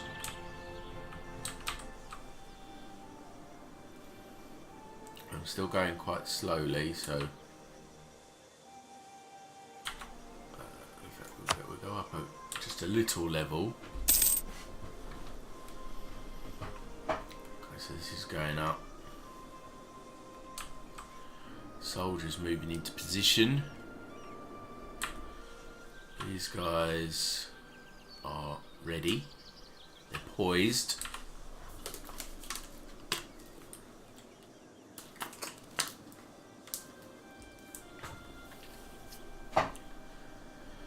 Right, there will be blood. My Grand Duke, the rumour is spreading that Great Horde is preparing to attack Ryazan in a war of aggression. There's not much time if you wish to interfere. The malevolent personality of... Okay, I'm probably going to butcher this name. Kuchuk Muhammad is likely why this is common knowledge. Okay. So that is, it's telling me that these guys are going to attack these little guys here. I feel sorry for these guys who are here all on their lonesome. I can see them not surviving very long. But I don't think I'm concerned with that fight just yet. Let's carry on.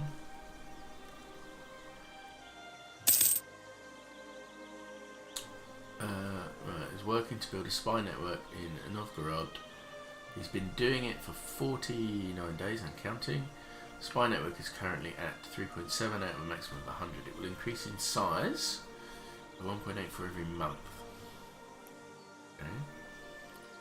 And in Crimea, increasing slightly slower.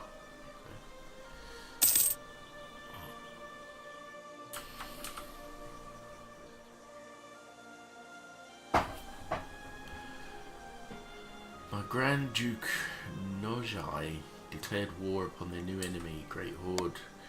They cite tribal feud as their casus belli. Okay. Crimea declared war upon their new enemy, Circassia. They cite tribal conquests. Okay, so where are these people that they're fighting? Over here.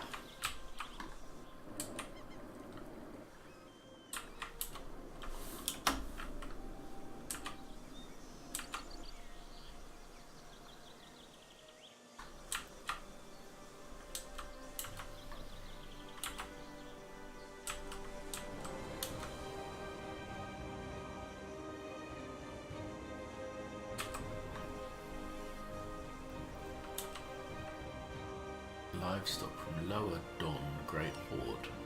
Oh yeah, where do you think you're going? Right, what's this? Personal union on monarch death. You are at risk of becoming the junior partner in a personal union.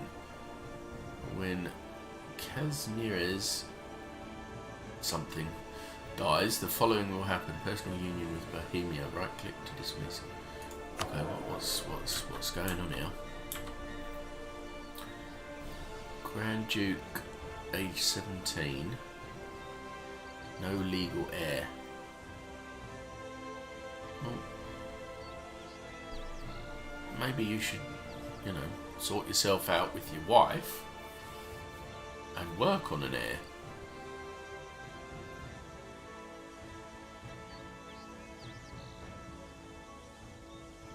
Would it be worth recruiting advisors?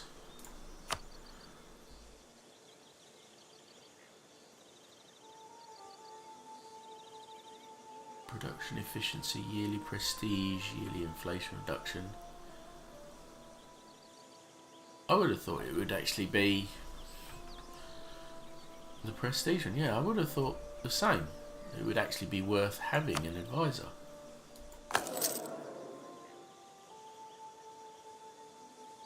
But Risk of becoming the junior partner in a personal union. By its very definition, as your wife is only 25 and you're 17, you are already the junior partner.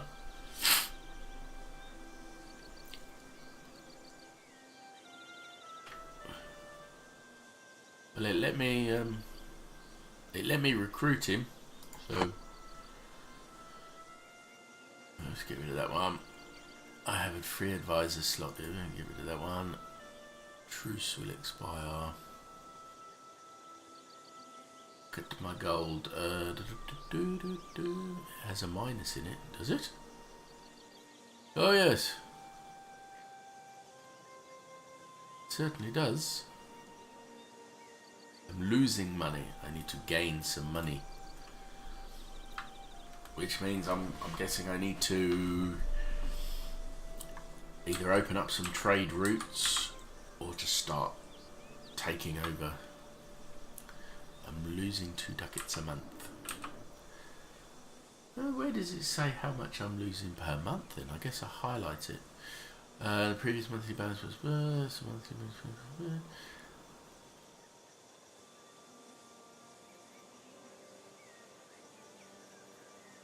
dynasty map mode, that's down here.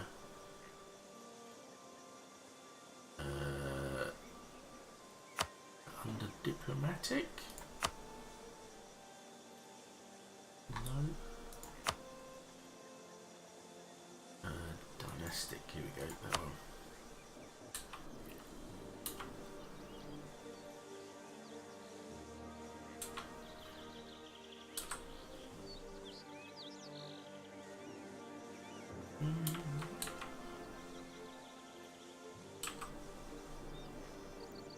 I'm honestly not sure what that's actually showing me. So this is my section here, and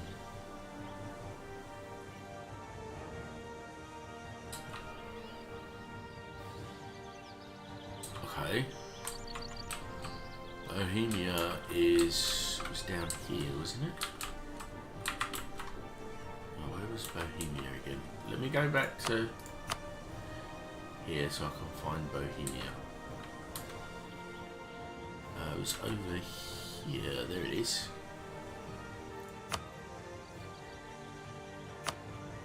Oh yeah, so it is. That's a good thing then. PU. What again? Remind me what PU stands for. Right, click on Austria. What? Oh, you're going too fast. Right, where's Austria?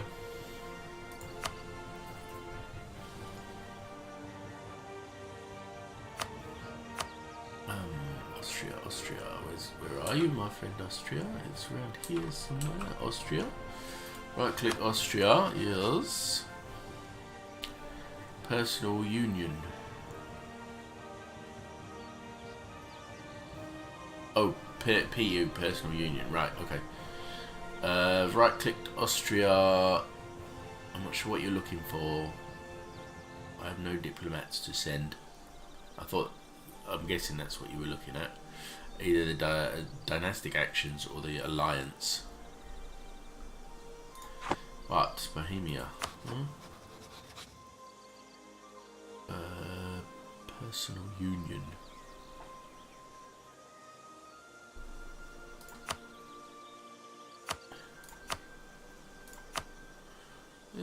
Is personal union then something I actually... If Austria would rival Bohemia, you could have attacked Bohemia without Austria defending them. Why would I attack Bohemia? I thought Bohemia was on our side.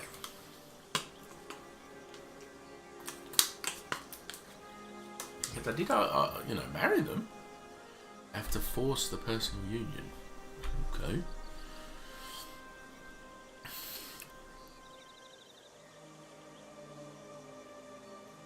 Well, I've got basically your cousin or whatever leads Bohemia, but not you. If you would lead Bohemia, okay, but then I have to get all my soldiers over there,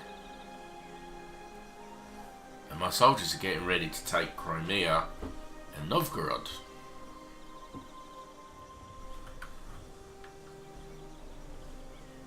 Because I'm guessing I can't move soldiers through territory not controlled by me. Move them all to Crimea. Okay. Even this lot up here. Alright then. Off you go. I'm assuming I can't move my soldiers through through territory that I don't control or I'm not allied with. Also, they have no leader. You'd recruit. Okay, my soldiers have no leader.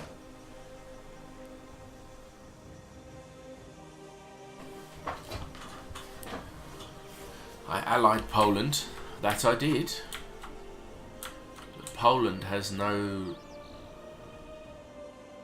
land border with Bohemia, which means I probably have to either ally or take Silesia? Silesia? So with enough sweetening you could convince Poland to attack Bohemia.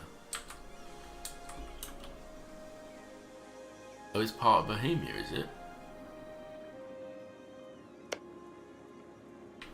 Alright, hang on then. Let me...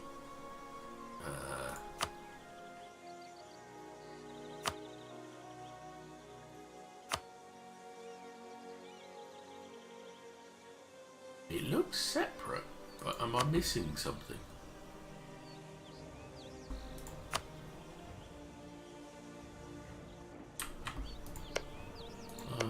Maybe not.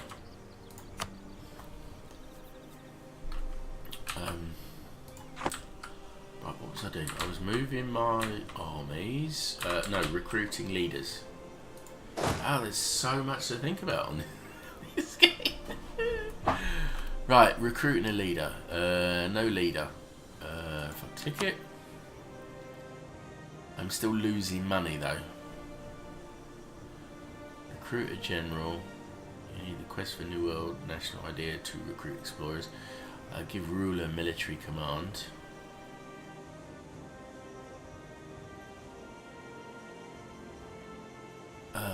So this will cost me 50 of my military power points. Leader will cost us. Okay. Are you sure? Yes.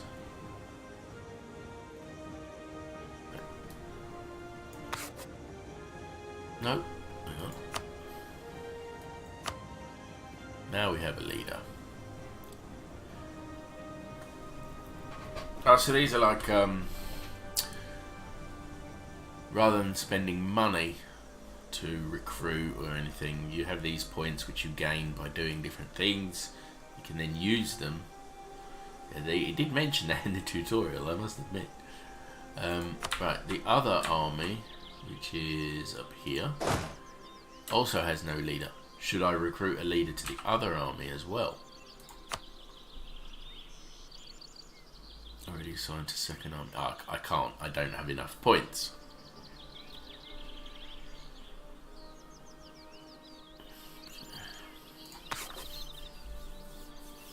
Be careful though, because that's also what you buy technology with. Yes, I did notice that too. But we haven't gone with any technology yet. Although I think there's some available.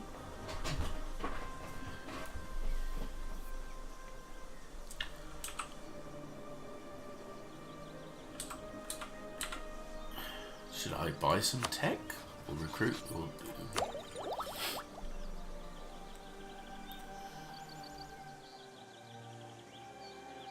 How does this actually work? So temples, base cost, don't have enough admin power for these things. I need like 670 points to increase tech. I definitely don't have that.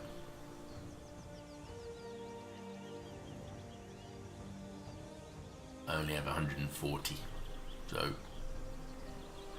not going anywhere near that yet.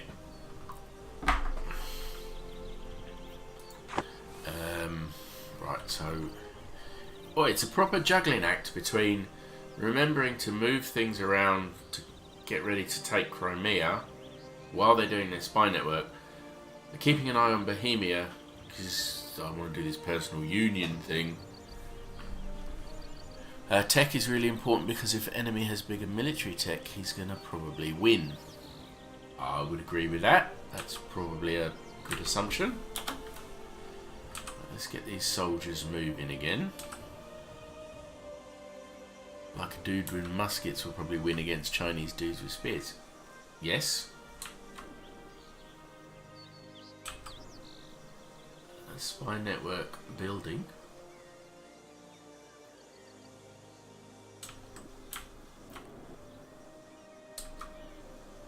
And soldiers moving.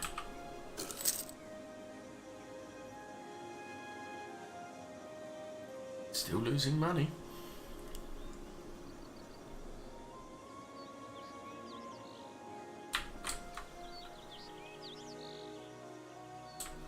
And these guys haven't made a move to do anything yet.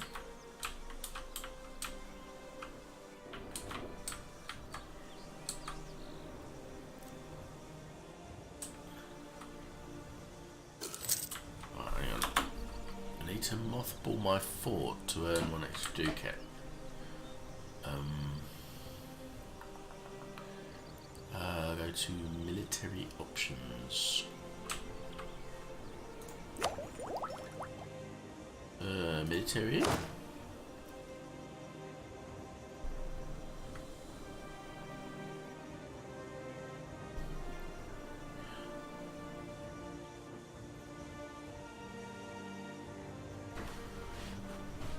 You're talking about this one, mothball all forts.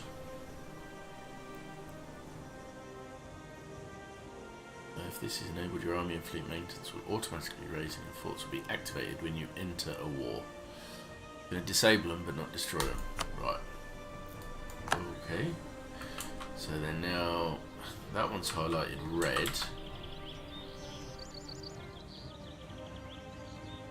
Okay.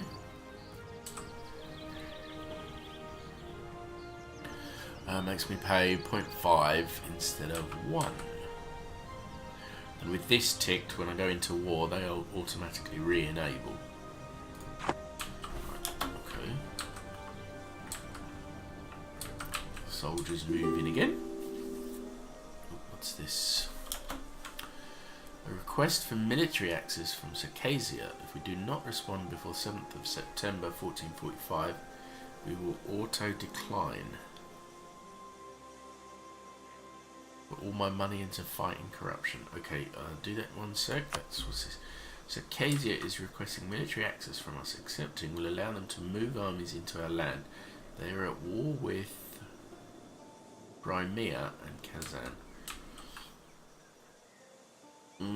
But they're all the way over here. So how are they? How are they? Why do they need to go through my land to get to Crimea? It don't make no sense.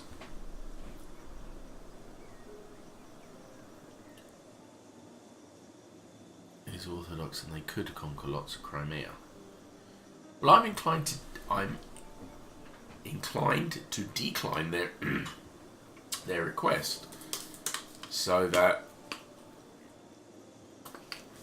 they don't start moving troops through my provinces to take land that I want. So I'm going to decline that. Unpause that, get my armies moving again. An heir to the throne. Also, hang on. I'm not even going to try to pronounce that word. Is the new heir to the throne. The succession is safe. Right, let me see how to see that again. I really need to learn where all these... Here we go. Yes, we have an heir. Good, good.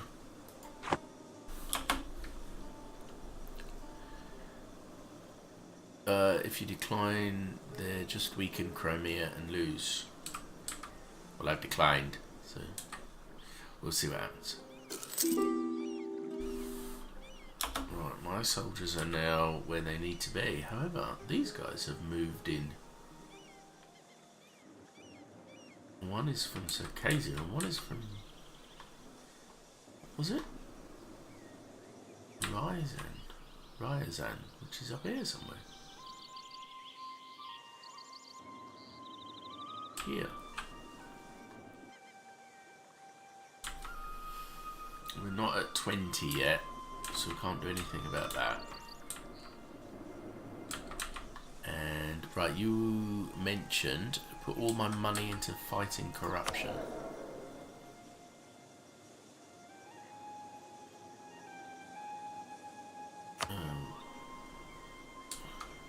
No, I don't want you crossing my borders. Rest in peace, Byzantium, you will be missed. What, did I miss something?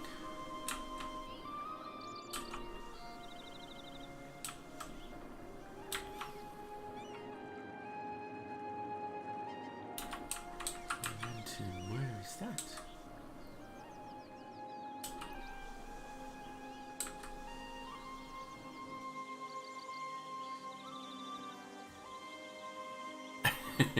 Alexios, ready the cataphracts. Okay. Ottomans will probably conquer Byzantium, right? These are the Ottomans. Oh, it's this little one here. Constantinople. What was I doing? Oh yes. Put money into corruption. Or fighting corruption. I've got to work out how to do that. Song requests aren't on, I'm afraid. I don't play copyrighted songs. I use what's it called? Pretzel. So I can turn the game music off and turn Pretzel on, so you can see what's playing. But there's no song requests, I'm afraid.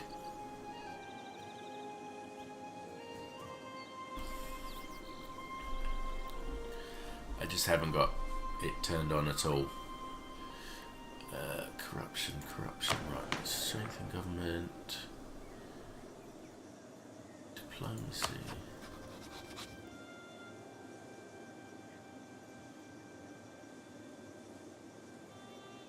I just don't have song requests turned on at all, I'm afraid.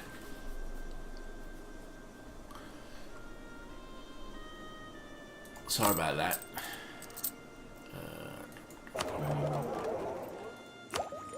Ideas, missions, decisions and forces, what is it? No?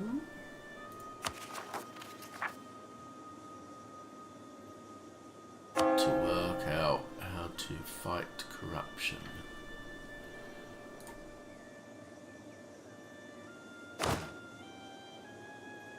Well, I don't have any subject nations, so that's why that don't work.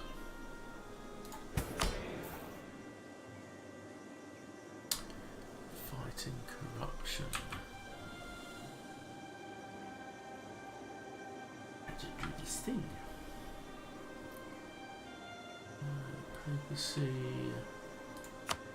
That just brings that menu up. Close that. History, triggered modifiers, find. Oh, that just zooms. Don't need to do that.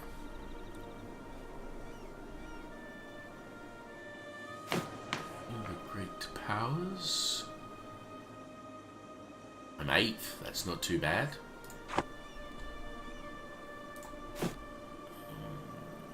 Naval, Lake Corps, Missionary, Local Autonomy.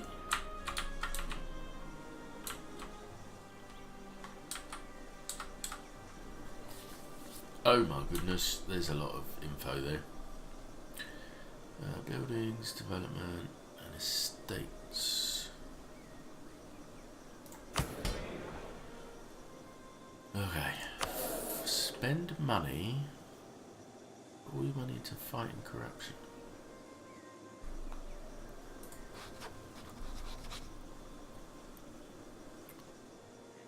Fighting corruption.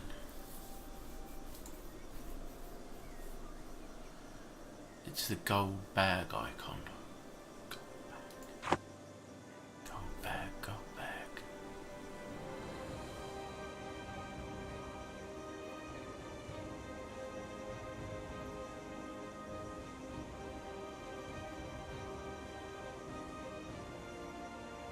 Ah, here we go, corruption. Oh, it is a tab, sorry. Gold bag, right.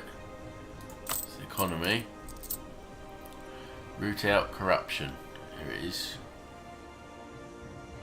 With this setting, we will pay up to 0.005 ducats per development to combat corruption each month. Currently, we pay none.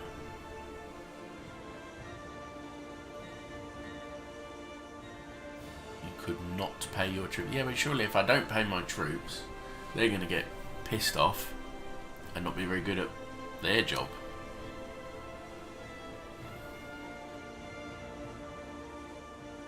If I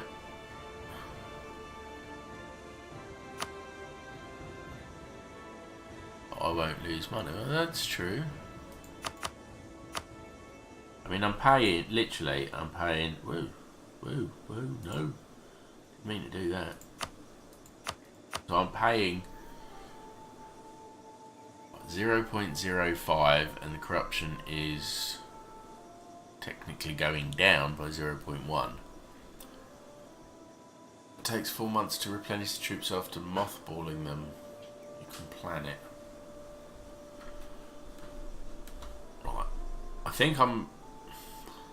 don't want to mothball the troops at this point though, do I? Because I'm about to hit, once I've unpaused it, I'm about to get to the 20 on the spy network, which means I can finally attack Crimea and Novgorod. I think. Oh, not now, right. I won't do that now. We'll wait.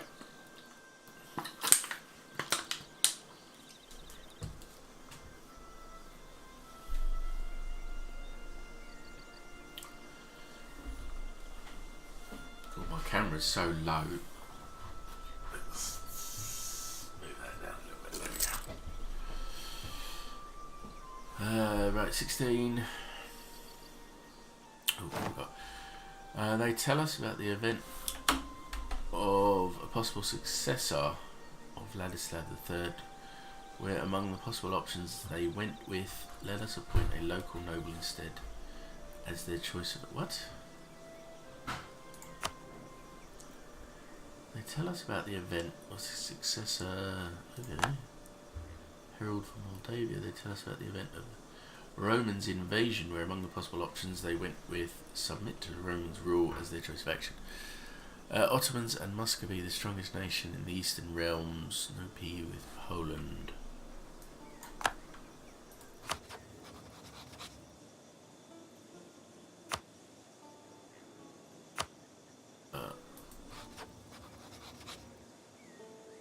Let me scroll back up. Look up through the chat. Because we were trying to get this personal union with Bohemia, if I recall. I can't remember how to do it though. No diplomats. I've got royal ties. But I had to, didn't I have to declare war to do it? Poland didn't work out. Oh, did it not?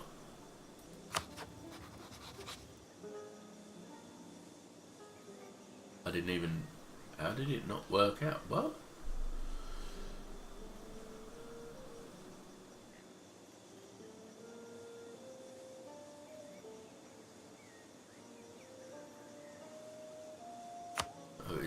So this thing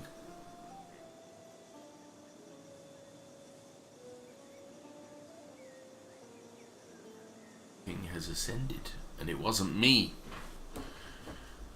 Click on the claim throne. I want to see stuff on it. Okay, hang on. Claim throne. Claim throne. You'll have to forgive me while I actually try and find claim throne.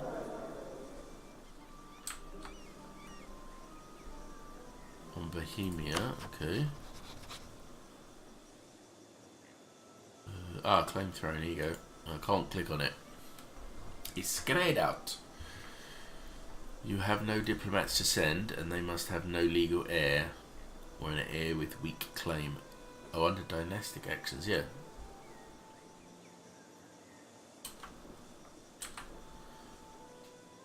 And I guess I can't do the same there. And that's my home base.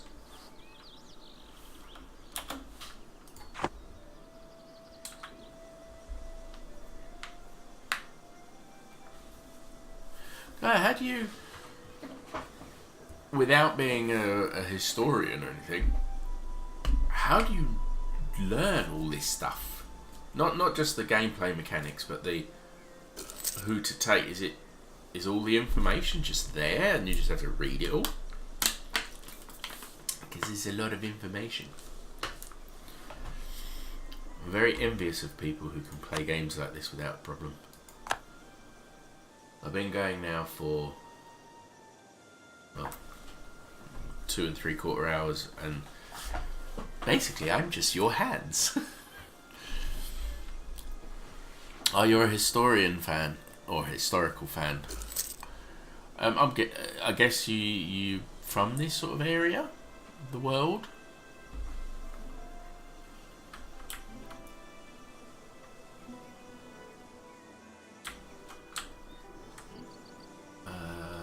This is still going. Oh, okay. Right. We've got our spy network up to 20.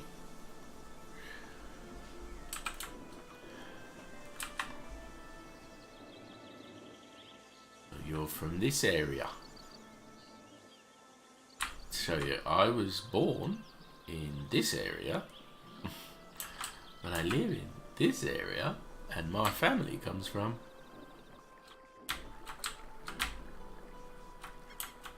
sort of this area. Right, so cancel the spy network. Okay, let me see if I can figure this out. Don't tell me.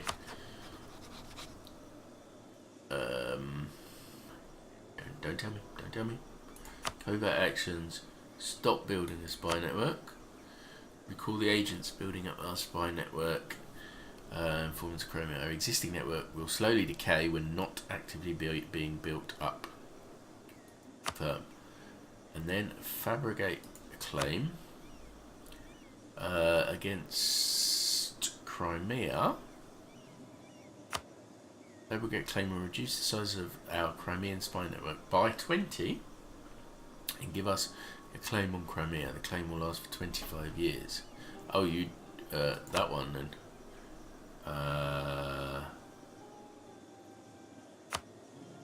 Which is this area here. Okay. Claim will last for 25 years. Okay. Claims fabricated by Grand Duke. We now gained a claim on Kizoyar. While Crimea might be suspicious of the documents we've produced, it's still enough to justify war if we so wish. Okay. We also have to do the same up here. Stop building the spy network. Fabricate the claim. Does it matter which province? There's a fort in this smaller one, but the other one doesn't have anything. Okay, we'll go for that one then.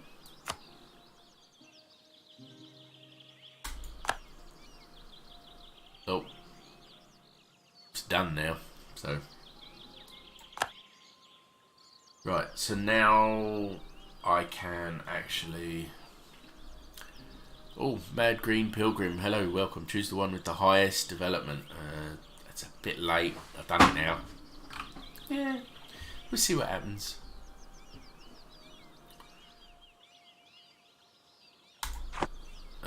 Right. So we can now declare war on these guys, I'm guessing. Move some soldiers into it. We've got a claim on it. But now I've got soldiers, all my soldiers are down at the bottom and I've got none up at the top.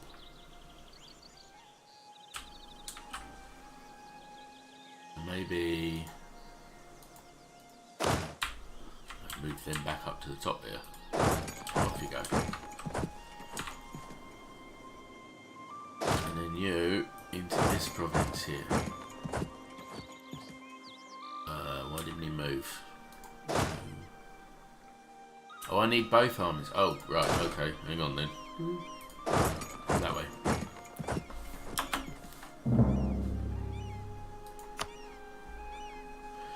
Right, you've gained the conquest of Casus Belli against Crimea and Novgorod, the whole provinces that we have claims on. Right, take these two provinces. Okay. Muscovy declared war upon their new enemy Novgorod. As you said they would, they cite reconquest as their Casus Belli. Okay. I've got this guy. Right, it won't.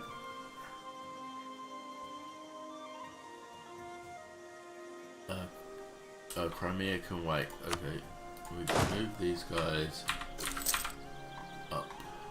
Yeah. And then while they're moving, focus on keeping my armies alive. Okay. Herald from France, they tell us of the surrender of Maine in exchange for accepting the Treaty of Tours. In 1444, the country of Maine was promised to France. In practice, however, this has taken quite some time to materialise. The arrival of Charles VII himself on the scene seems to have made the hold-up go away, however, and finally Maine is in our hands. Okay. So, where are they? I want both the armies to go up here, please. Thank you. And then I've got the spy network. I need to declare war. That one.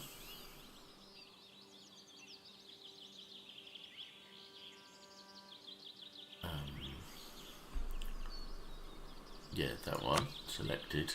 Confirm.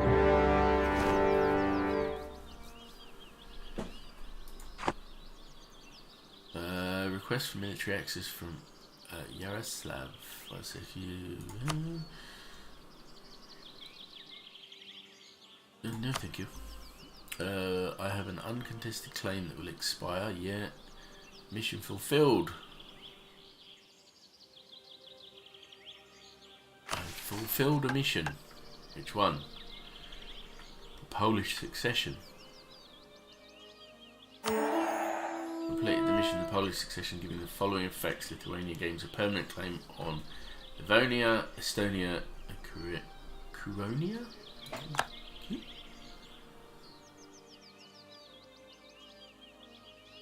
And these can't be done, right. This country is at war. Right, I've got to get my troops up to the north. We have gained the conquest Casus Belli against Livonian Order, Riga, the whole provinces that we have claim on.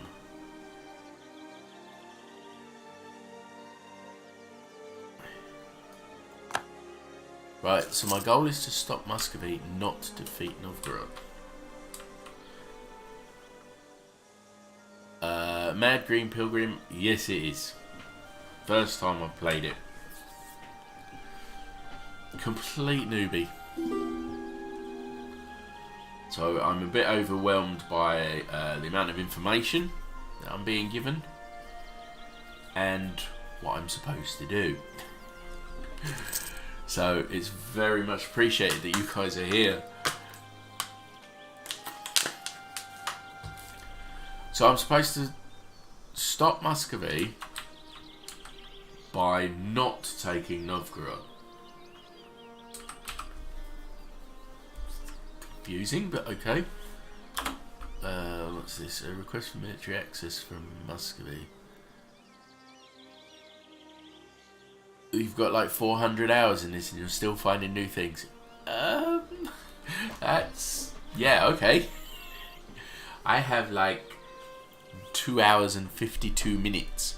In fact, it's actually coming up to time for my stream to end for the day, and I'm just completely overwhelmed. Your favourite one is the bug that lets you be Russia in America. Okay. Let's see if we can at least take one of these provinces before I have to finish. Right, hold on. Muscovy is requesting military access from us. I'm guessing we're going to decline this because we do not want them to go through and get Novgorod. Of course not. No, you may not. Right. Carry on. My troops are nearly there. Okay, so one set of troops is there. The other set of troops is there. Right. I now have my troops in position to take that province. So I'll go ahead and attack them, I guess. In you go. And you as well. In you go. I'm taking attrition. Am I?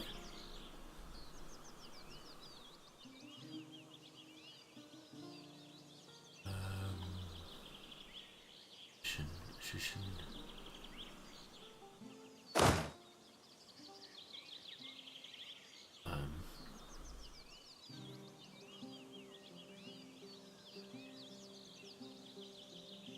I can't feed that many people in one city.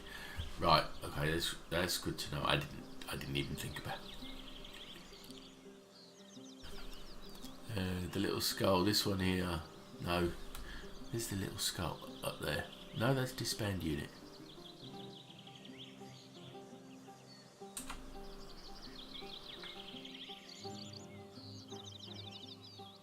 One of them has a leader. I've got two armies here. One of them has a leader, but because they're on top of each other, you can't see it. Where you wanted to see the trade map. I haven't done anything with trades. Nothing at all. Let's finish what we're doing here, right? Off they go, do their thing. Got to go. Alright, Slav, thank you so much for popping along, and thank you for all your help, or guidance, should I say.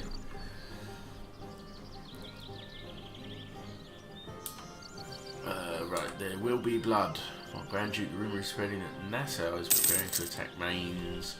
More of aggression. There is not much time if we wish to interfere. The babbling buffoon personality of Philip II is likely why this is coming up. Okay. Moldavia has now been designated into a vassal again by our overlord. By their overlord, Poland. Lithuania occupied Kom. Come under the occupation of Lithuania. We now control the province. Poltava has come under the occupation of Odeyev. And they control the province. Okay.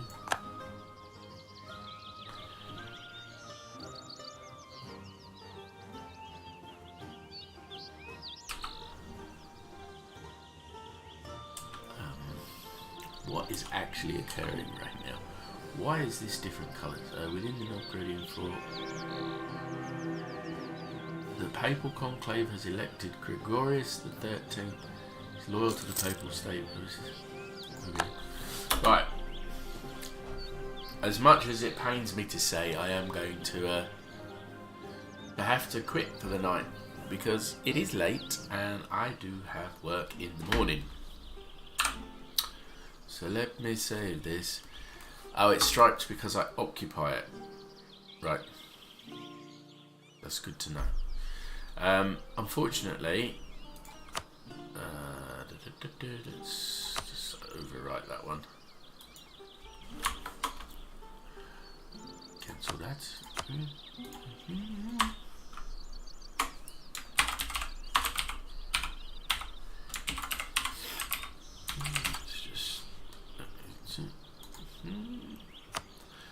Thanks very much for popping along, a Mad Green Pilgrim. I appreciate it.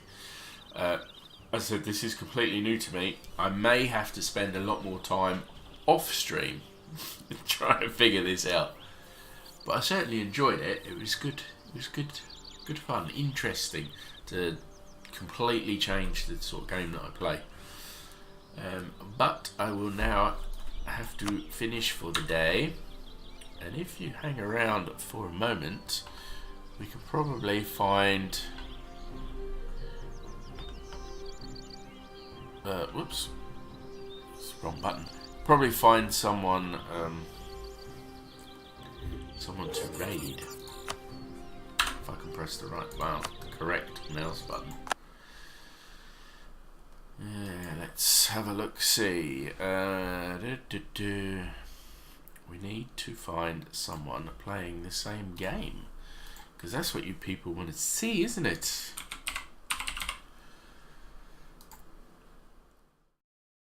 At least I assume that is. N00B ALERT, that was me.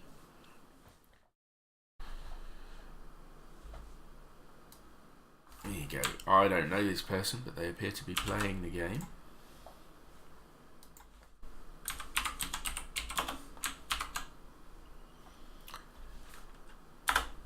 And he seems to be doing a lot better at it than me. And apparently I cannot raid that channel.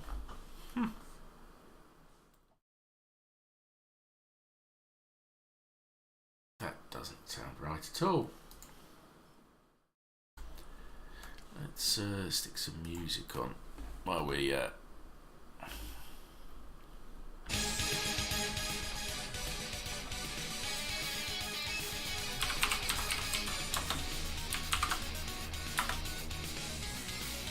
No, I cannot raid that channel. Fair enough.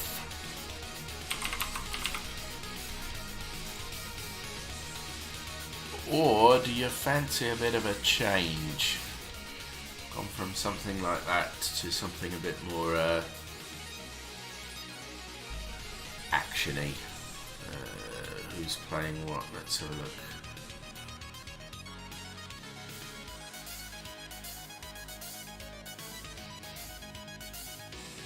Someone's playing as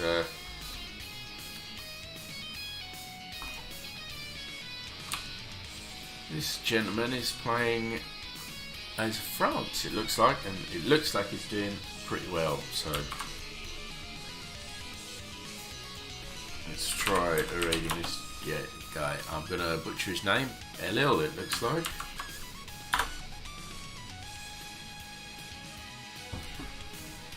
Let's turn this off. So thank you everyone, ever so much everyone, for hanging around, and enjoy your evening.